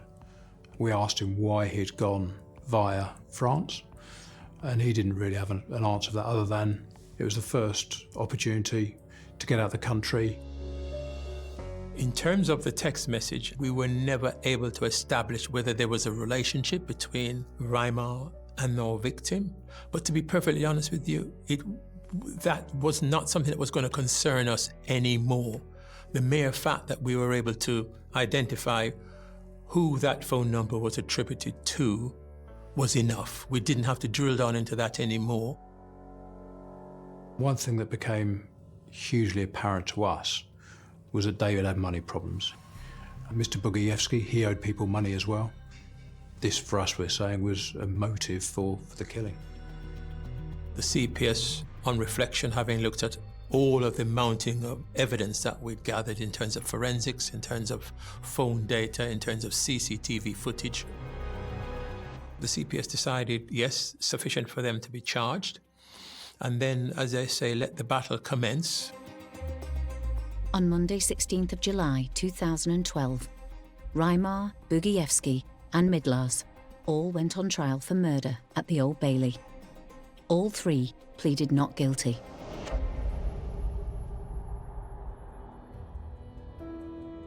The victim received at least 9 blows to the head and what we would have described as a blunt instrument. So it was a vicious attack. The aim was to kill. It's as simple as that. Any trauma to the head can be fatal, regardless of force. The killers would have known this. He was brutally beaten to death. This was one of the most shocking murder cases that I covered in my 4 years in Hammersmith and Fulham. Police were flummoxed at first, and it was such a violent crime and such a senseless crime. I think this was a question in terms of why would they decide to attack him like that. It could have well have been frustration. He wasn't prepared to tell them where the money was. They were probably convinced that there was more money there. They had taken time and effort to go back to the address, probably thinking that they were going to find more money. And in the heat of the moment, they probably were frustrated and just decided to attack him. Forensic evidence showed to the court revealed David Reimar's finger mark was on the broken window at William's house, and the blood found in Bugievski's car was David and William's mixed together. So when Mr. Bugievski came back to the country voluntarily, he had said he had taken a taxi to Victoria Coach Station. And interestingly, the taxi driver that we spoke to remembers that Mr. Bugievski had a roll of what he thought was about £1,000, and that he had no idea of how much to pay the taxi driver. And these were important facts for us that we were able to present to a jury. In their defence, each of the accused tried their best to explain the evidence. Reimar was asked why is it that his blood was found in a mixed profile with that of the victim. And his defense was that he was attacked by the victim on the night in question, and he was defending himself. I think the jury discounted that very quickly and said, well, you know, it's at least 2 of you attacking him and there's 9 blows to the head. There can be no justification for that. They shouldn't have been in the property in the first place.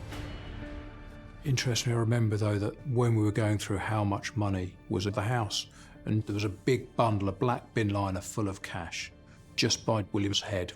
And when we told the court how much money was in that, there were tens of thousands of pounds in there. You could see all 3 suspects sort of rolling their eyes if, say, we've missed that.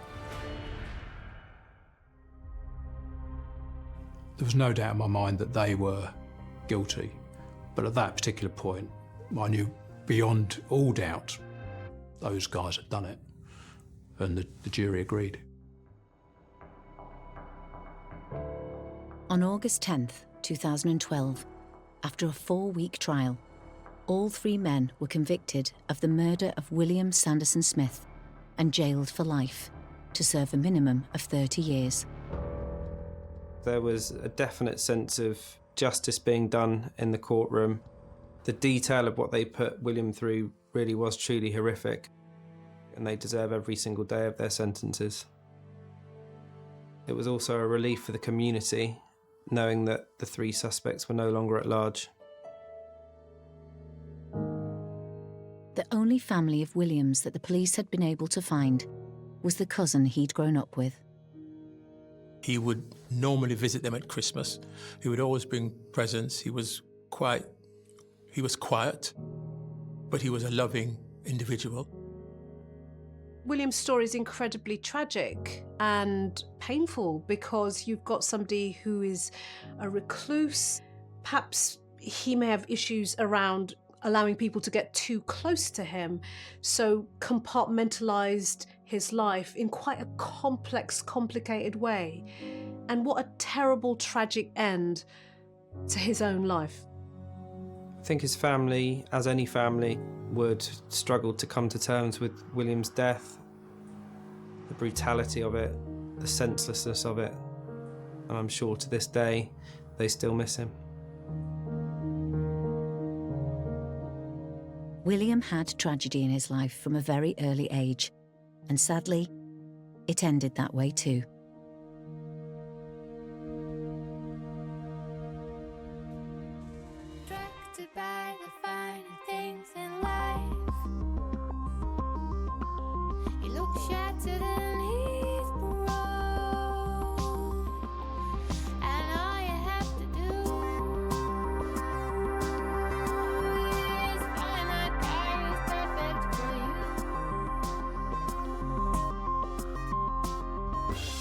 And the fine line between wrong and right.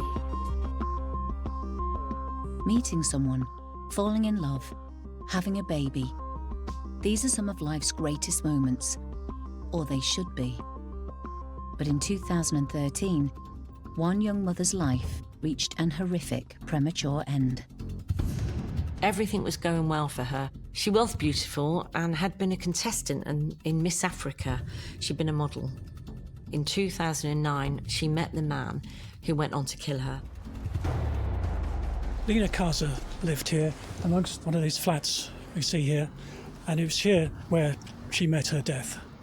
She lived in fear for the last days of her life. Sometimes hopes and dreams shatter, and the very people you trust and feel safest with can become a danger to you.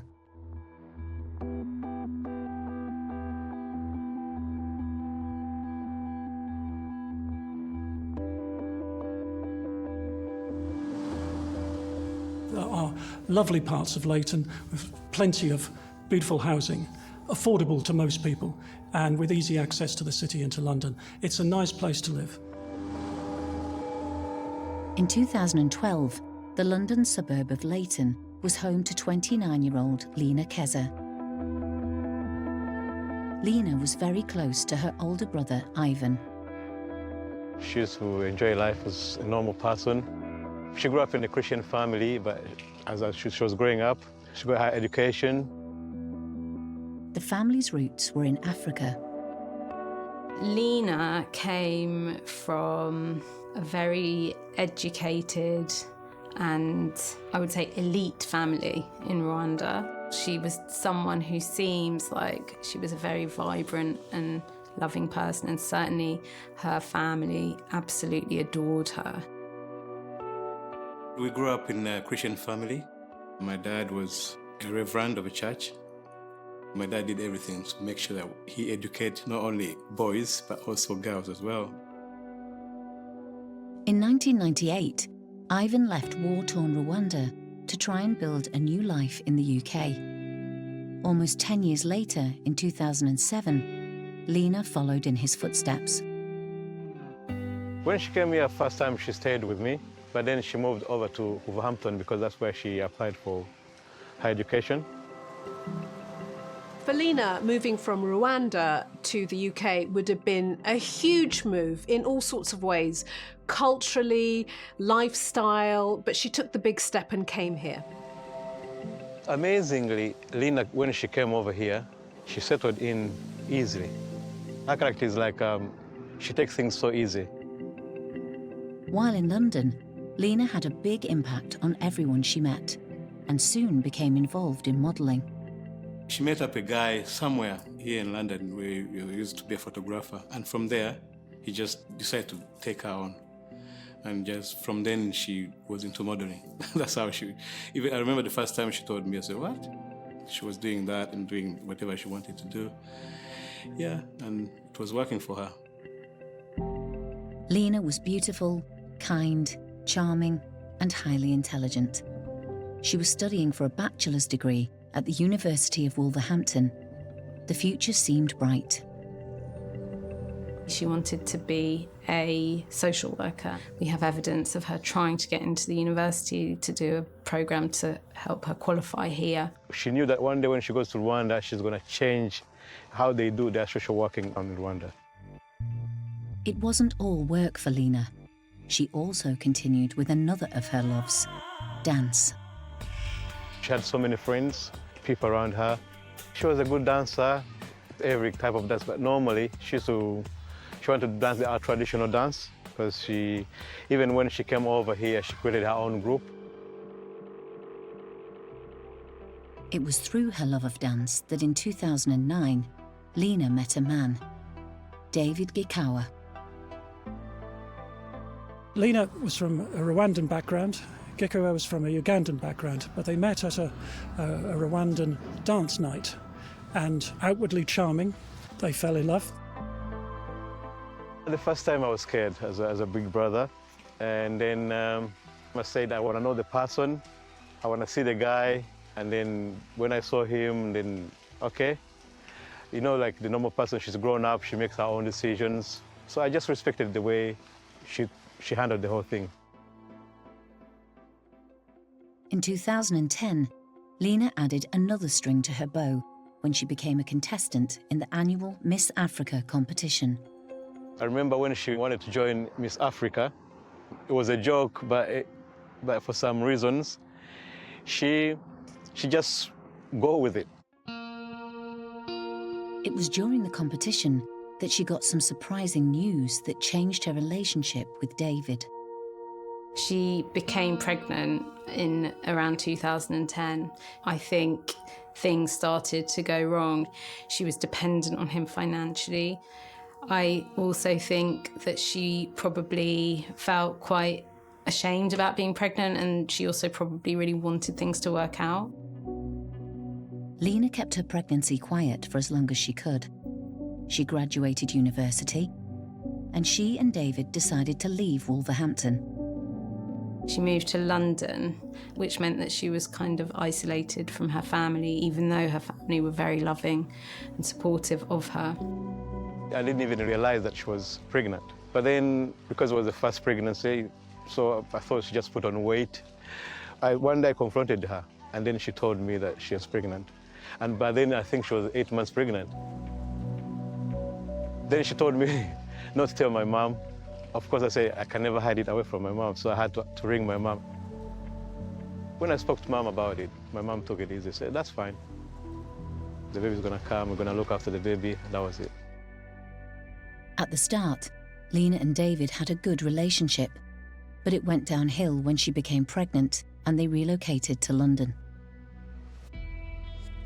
That's when it also started to get violent. So he was financially abusive, but he was emotionally abusive and verbally abusive. He was also physically abusive. When the violence happened the first time, I told her I'm going to confront him. But she tried to calm it down. I said, no, you leave it, I'll deal with it. I have to confront him. No, she just asked me to calm down, to wait and see. But again, it didn't stop. It kept on going throughout her pregnancy until she had a baby as well. Still the same. To the extreme that she came, she was scared even to call anybody in front of her. Domestic abuse is all about power and control, and it's one person believing they have the right to control another person. We all identify, or most people identify, domestic abuse as physical violence, broken bones, black eyes, but actually domestic abuse can be many other forms. It could be being controlled financially or sexually, psychologically, technologically, a really wide range. In September 2010, David and Lena's baby was born. But the abuse at home continued to get worse. She told me that she was having a problem one day because, normally she said, is there a way, she came one day, she asked me, is there a way you can go and tell him off never to touch me again? But in the beginning I thought, what happened? She didn't want to give me the whole details until her friends started telling me. It's sad to say, but a lot of individuals tend to tolerate abuse from their partners for multiple reasons. One of the main ones being fear. They're scared of the actions and the consequences of leaving their partner. I managed to go to the guy. I even told him, really, what you're doing is wrong for a woman. And he denied everything. Again, they stayed together for that moment. From what we understand about her relationship, from the get-go, this was an on-again, off-again relationship, which was described as very turbulent, and it was not unusual for the police to be called. He was hitting her, putting the pillow in her face, covering her, to suffocate her. Not once, he's done it many times. I was worried. I rang her when she was that time telling me what happened. I said, do you know what, that man is going to kill you. Parents will always try and do what they think is best for their child. Lena's family and friends were beginning to fear for her safety. So we know of 2 incidences, one in 2011 where he attempted to strangle her, which is a big red flag in domestic abuse situations. There was a watershed moment where Giko had tried to strangle her, and this clearly was that this couldn't go on. He was not going to be reformed. Whatever the issues, she had to get herself and her daughter out of this clutches of this man.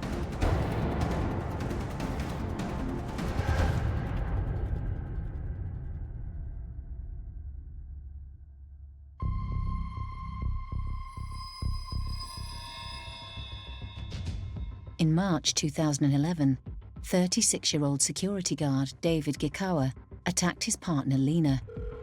She called the police, but he was released without charge. Gikawa was a prolific violence offender. It was known to authorities that he was violent, yet for some reason the police did not take this case seriously. And this tends to be the case in domestic violence settings. Every day, police attend domestic violence calls, and very often nothing is done. The victim doesn't want to go ahead with it. But we need to understand domestic violence more than ever. In this particular case, he was controlling. She called the police for help. In a domestic violence cycle, tension builds. The person then explodes. Then they feel remorseful. And it's in this remorseful period where the victim may think, oh, all right, they're being nice to me. And then you go through this whole cycle again, the tension building, the rage, the explosion. Over the next month, the violence escalated and the police were called again. There was also an incident where he assaulted her and held a knife in her mouth and threatened to kill her. Now, both of those incidents, the police were called, but neither of them resulted in a prosecution. From the outside looking in, people may think, why don't you just get away from this person? Why? Because he's so awful to you. But from the victim's point of view, it's an incredibly difficult thing to do. There's fear at the heart of this. What is going to happen next? Imagine living like that, not day to day, but moment to moment. That can destroy a person. In 2012, Lena took their baby and moved out of the flat she and David shared. Lena quickly realised she had to get out. He was violent towards her. He told her that if he couldn't have her, no one would. He wouldn't allow anyone to have her. He managed to control her. The way he even came in, banging the doors, entering, but she just tried to calm it down.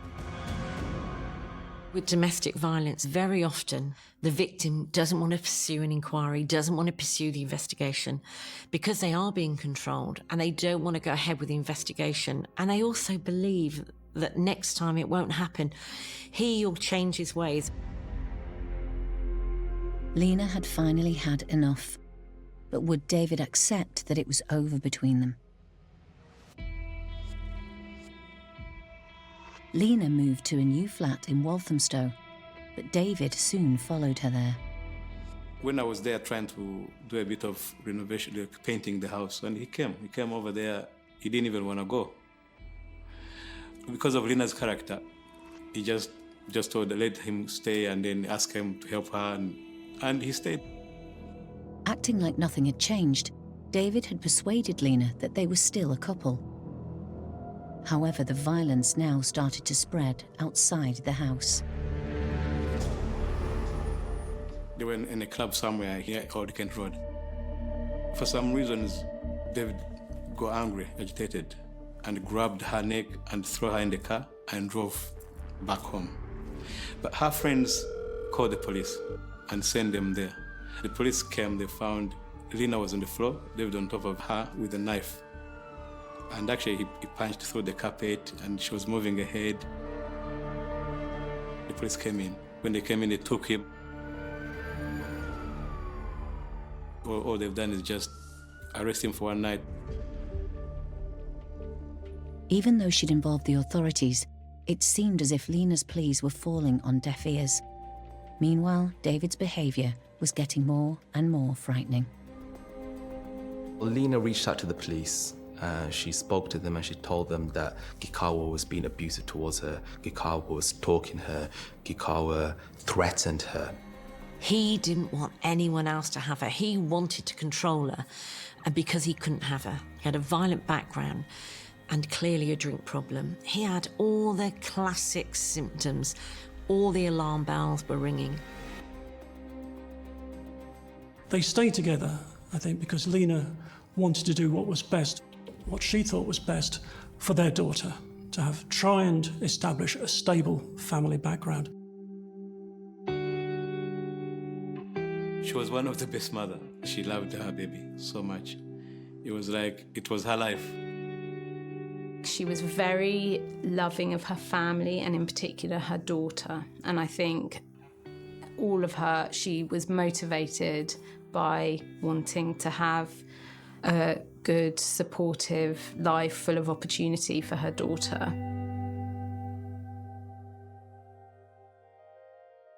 At the end of 2012, Lena needed a break. She took her daughter and flew to Africa to visit her sister. Here she finally revealed the truth about David. She'd gone back to see her family. She told her sister that he was threatening. He threatened to kill her. She spent a very important, special time with her sister. In that time, she did share with them that the relationship with Gikawa was falling apart, and that she was planning on leaving him. And they were supportive to her in doing that. It was so painful. I remember my sister back home in Rwanda, she was crying, telling David, why can't you just leave her? Why can't you just leave her? Because it was too much. On average, it takes a woman around 7 attempts to leave an abusive partner before finally leaving. Leaving is a process. It's very complex. It's not easy to make a decision to change your life. When she came back, she asked him if he can leave. That's why, that's it. He didn't want to leave. Lena was determined. It became clear she would have to be the one to make the break. In around May 2013, she decided that she was going to leave him, and she did everything she possibly could. She asked him to leave the house. She tried to get her keys off him, but he kept on coming back. She'd wake up and he'd be there staring at her. He became more and more erratic. He would just started stalking her. Like, actually, full time he stalked her all the way. She finally packed her things and moved to Leighton. In 2013, she told him, that's it, it's over. 4 years is enough, we're walking away. And that sparked the inner rage within Kawa himself, that he was not going to allow this to happen.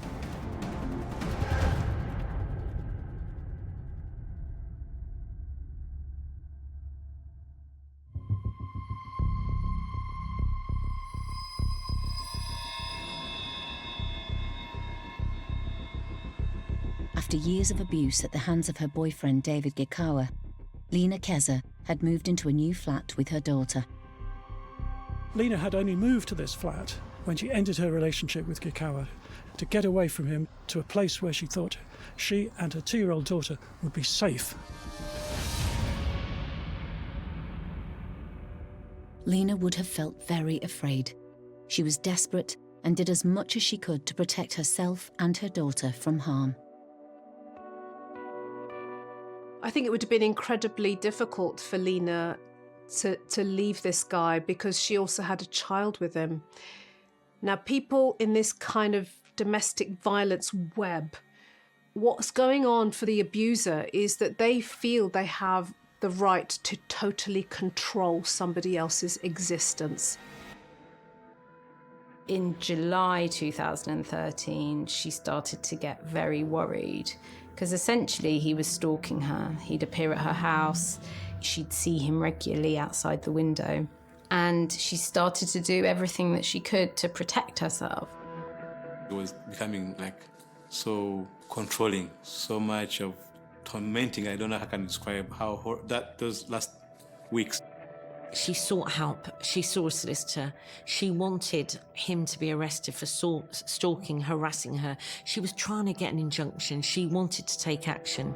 So she went to a solicitor to try and get an injunction or a non-molestation order against him. And there is a statement that she wrote that she gave to the solicitors. That injunction was never, in fact, filed. By late July, things were reaching a head. On the 23rd, he came, he had a knife there. He said, look, I'll kill anyone who is gonna come next to you. She managed to text her friend in Uganda to ring the police here in the UK, but just texting. Can you just call the police? 999, which service do you require? The police turned up, but they assessed the situation as standard risk, which is the lowest level of risk. She called them again the following day. Now, when a domestic violence incident happens, the police are supposed to look back on the history of whether there's been previous domestic violence incidences. There was strict protocols in place which the police had instituted some years earlier to deal with these sort of domestic incidents, stroke honour killings, stroke stalking. And that involved a 5-year intelligence check on the suspect. They didn't do it. If you see from the 23rd, you could see she knew someone was going to kill her. All the alarm bells were ringing. Nobody was listening. More should have been done to protect Lena.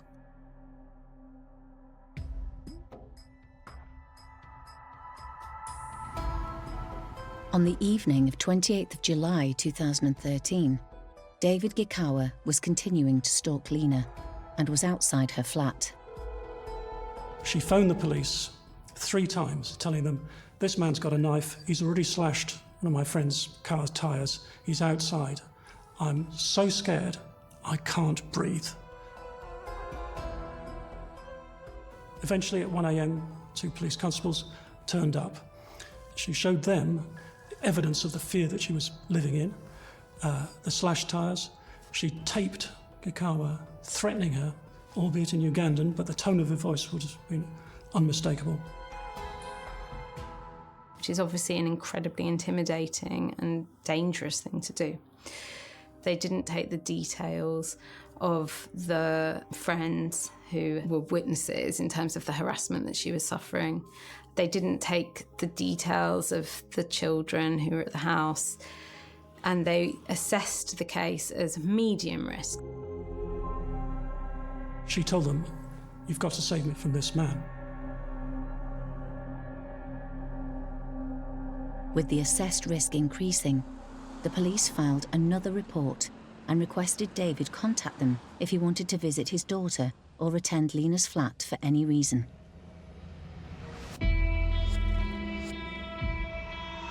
Ivan, by now very concerned, spoke to his sister. She was still worried. She was so worried about him. And she was saying to me, he sent a coffin, a candle, a cross, and a bow to her on the mobile phone. So I said, did he send you that? I said, yeah. So the man is going. One of the vulnerabilities for sure that Lena would have had was isolation. She would have found it extremely difficult to confide in someone, a friend, a family member. So the fact that she approached the police just goes to show how desperate she was and how isolated she would have felt because of what she was going through. She told me that it's like I'm in prison in my own home. I said, okay, do you know what? Why can't you come over, stay here for a while? She told me, don't worry, I told people that I'm going on holiday. So she was planning to go to see, to visit her other friends. Gikawa was trying to get in contact with Lena. She was refusing to speak to him. He was knocking on her door. He was trying to communicate with her, whether it was by phone or face-to-face. And as such, Gikawa clearly snapped. He wanted to control Lena, but she wasn't giving him the opportunity to do so. Frustrated by the lack of contact, David Gikawa asked the police for permission to collect his belongings from Lena's home. He had to apply to the police first to make sure he didn't misbehave. So he phoned the police and said, I want to pick up my personal items. The call was taken. The police sergeant, who should have, again, followed the protocol, set down on how to deal with these matters, and that is to carry out a 2-year previous check on Gikawa's record. He didn't. He said they had no officers available to go with him, so he said, well, why don't you go along? I'm sure it'll be fine. And he closed the file. And that, as the family believe, and I think very reasonably believe, was a fatal decision. There were 26 hits on David Gikawa, that he carried a knife, that he was dangerous. He didn't want anyone else to have her. The days leading up was systematic. He was in control. He didn't want anyone to have her. He was determined to kill her. At about 4 a.m. on the 31st of July 2013, Gikawa let himself into Lena's flat in Leighton. And on that fateful night, he had a key, let himself in. He grabbed Lena by the throat. She let out screams of terror, which her neighbour overheard, and instead of going back to sleep and ignoring it, he immediately ran to Lena's front door. Banged on. He could hear her shouting, kick the door in. But he couldn't get in because Gikawa had his back to the door so that he couldn't force his way past. Gikawa stabbed Lena once. She was clearly suffering. He knew that he had full control of her, yet he still stabbed her again. And this just goes to show and reiterate and reinforce Gikawa's violent nature. He was in full control, which is something that he wants always with Lena, yet he was not willing to let go. Gikawa had his hand round Lena's neck and then stabbed her brutally, and the neighbour managed to get in, forced his way in, and Gikawa, like a coward, ran away. What he saw was the most horrendous sight of this poor girl lying in a pool of blood. She died of her multiple stab wounds. And that neighbour, traumatised and just couldn't get there. And he's got to live with that for the rest of his life, poor man, that he tried everything and heard those screams, but it was all too late. On the 31st of July, Lena's brother Ivan received a number of calls. When I woke up, I had some few phone calls. I ignored them because I was getting ready. I don't want to be late to go to work. I saw this text message. Oh, someone just said, I'm so sorry about your sister. She's been stabbed. I said, what?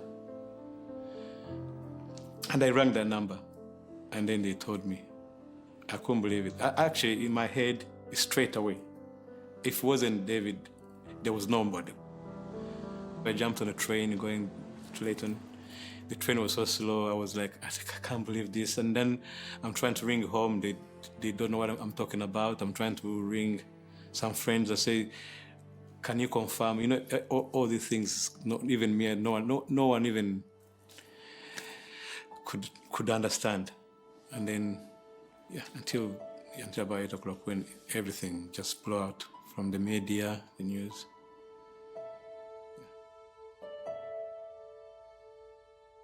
David had fled to avoid facing the consequences of his horrific actions. The police launched a manhunt. He intended to kill her. This wasn't a case of manslaughter, and it wasn't a whodunit. All the elements were there to prove murder in this particular case. However, there were also all the elements to prevent her from dying. There should have been early intervention.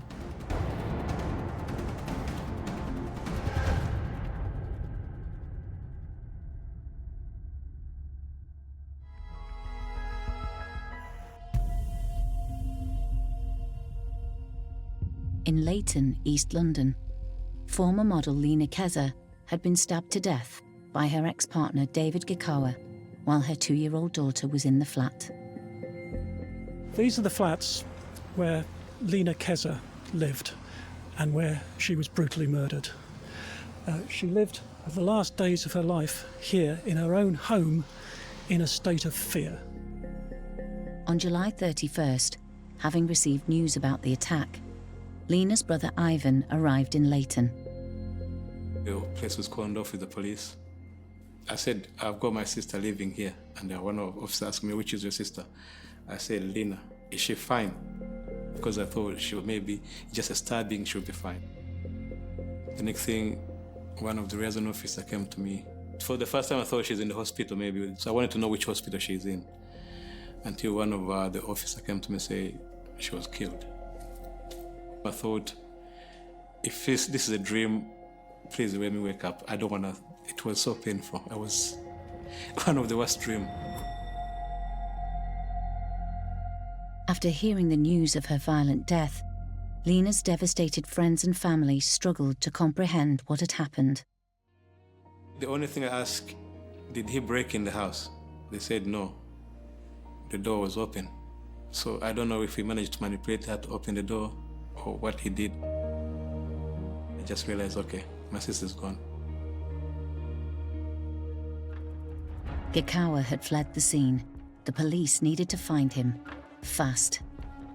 When you launch a manhunt, particularly when you know this guy is guilty of murder, we know that he's murdered Lena, so immediately you do media, release his photograph to the media. We know who's done it, there's no question of that. There's a witness, there's forensic evidence. Of course, the police asked, because the first thing I said, I know it's him. They said, who? And I said, David. So do you know him? I said, I know him. Of course, they called me on the side. I said, there's no one else. I said, just look for him. And then you do an all ports warning, let the airports, let ports know, let all police organisations across the country know. He was trying his friends to give him a passport so he can just go. But some of his friends, some other guy said, you're not gonna go. The other guy just realized what he'd done. And he just said, look, you're not going nowhere. So he just refused to give him his passport. As the hours went on and the alarm had been raised, and he realised that his own home would be the first place the police would go to, he realised he had no place to go. And so later that day, he gave himself up at the nearest police station. David had given himself up and was now safely in custody. But if police thought this might lead to him doing the right thing and admitting his guilt, they were sadly mistaken. So after he killed her, he fled the scene, he was chased, the police arrested him, he was arrested for murder, and there was a trial. Lena's death had resulted from years of abuse at the hands of her partner. But despite this, Gikawa was still pleading his innocence. The very tragic case of Lena being murdered was deeply shocking and upsetting. We read about the case in the press and we made an approach to her family, to her brother Ivan, and developed a relationship at that point to offer support to the family. Due to his not guilty plea, David Gikawa went on trial at the Old Bailey on the 22nd of April 2014, charged with Lena's murder. As soon as arrived at court and could find out before the trial started what the issues were, it became very clear that this wasn't an old-fashioned murder in the sense of who done it. It was much more, why was it allowed to happen? And that the jealous boyfriend was obviously going to be found guilty.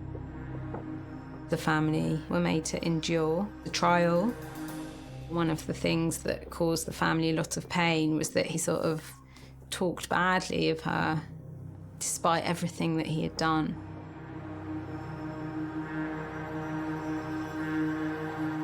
Trial. It was another trauma because it took a while as well.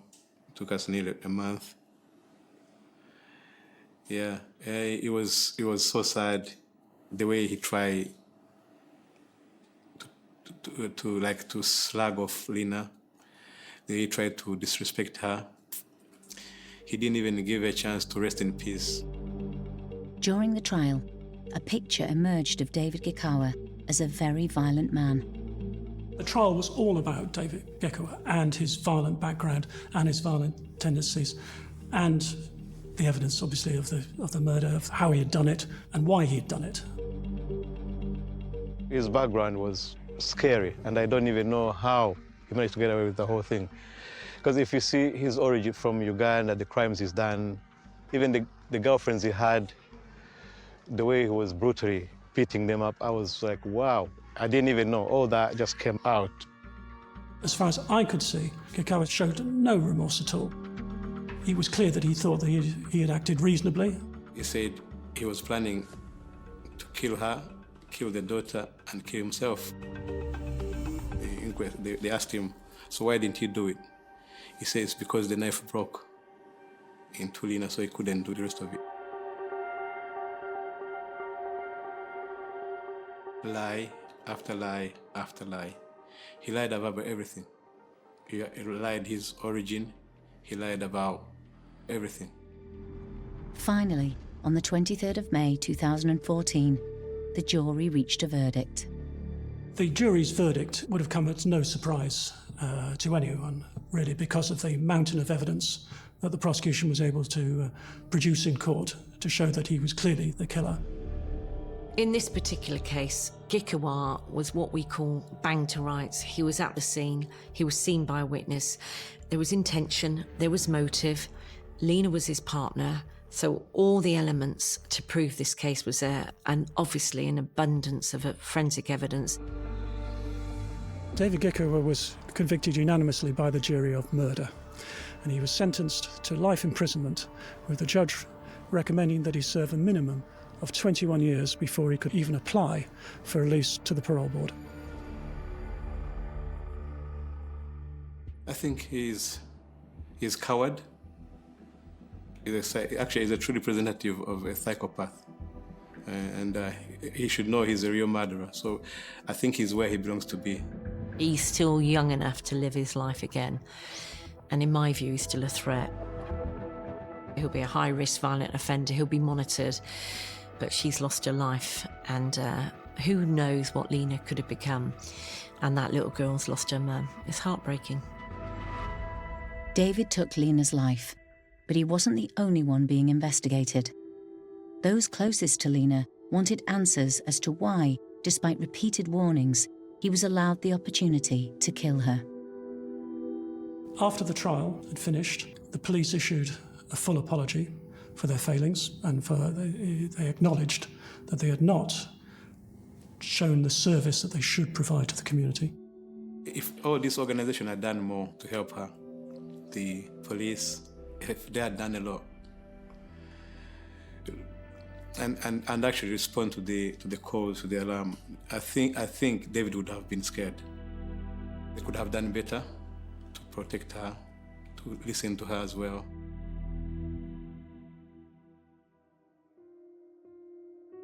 As they face up to life without her, Lina's family and friends wanted lessons to be learned from her death. We were instructed or approached by Lina Kez's family shortly after her death because they had serious concerns that Lina had been let down by the police. Lawyer Sophie Naftalin worked closely with Ivan to get to the truth of what went wrong. Lina had been trying to get protection and help from them, and that they didn't listen. In order to find out what happened and to get to the bottom of it was to engage in the investigation that was undertaken by the IOPC, which is the Independent Office for Police Conduct. And in that process, they gave accounts of their experience. Ivan talked about what had happened and what he had known.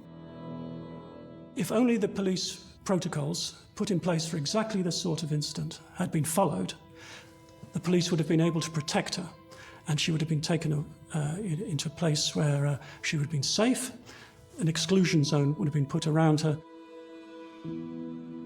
It took around 3 years for that investigation to conclude, which of course was agony for the family.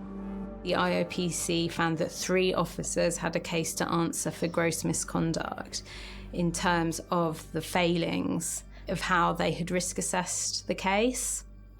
Those 3 officers, the punishment for having committed gross misconduct is that all 3 of them got a final written warning.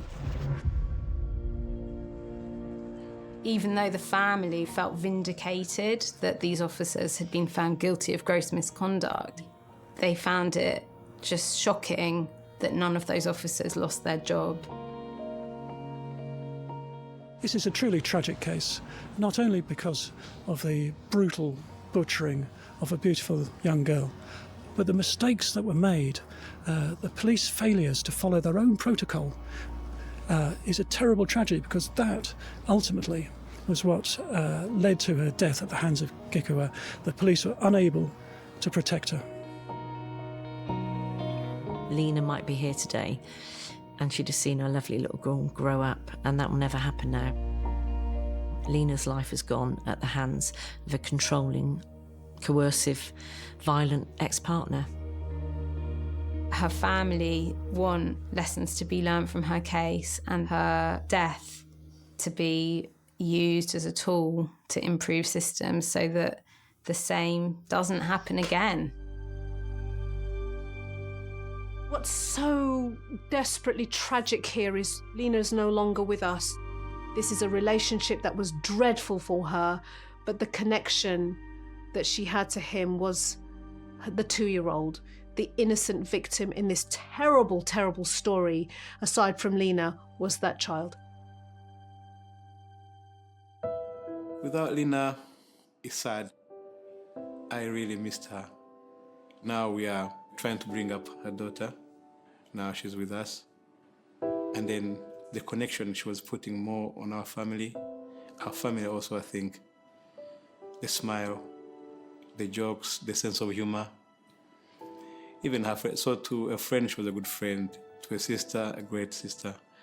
Actually, as a mother, she was one of the most proudest mother you can never see. She was so happy, so proud of her daughter.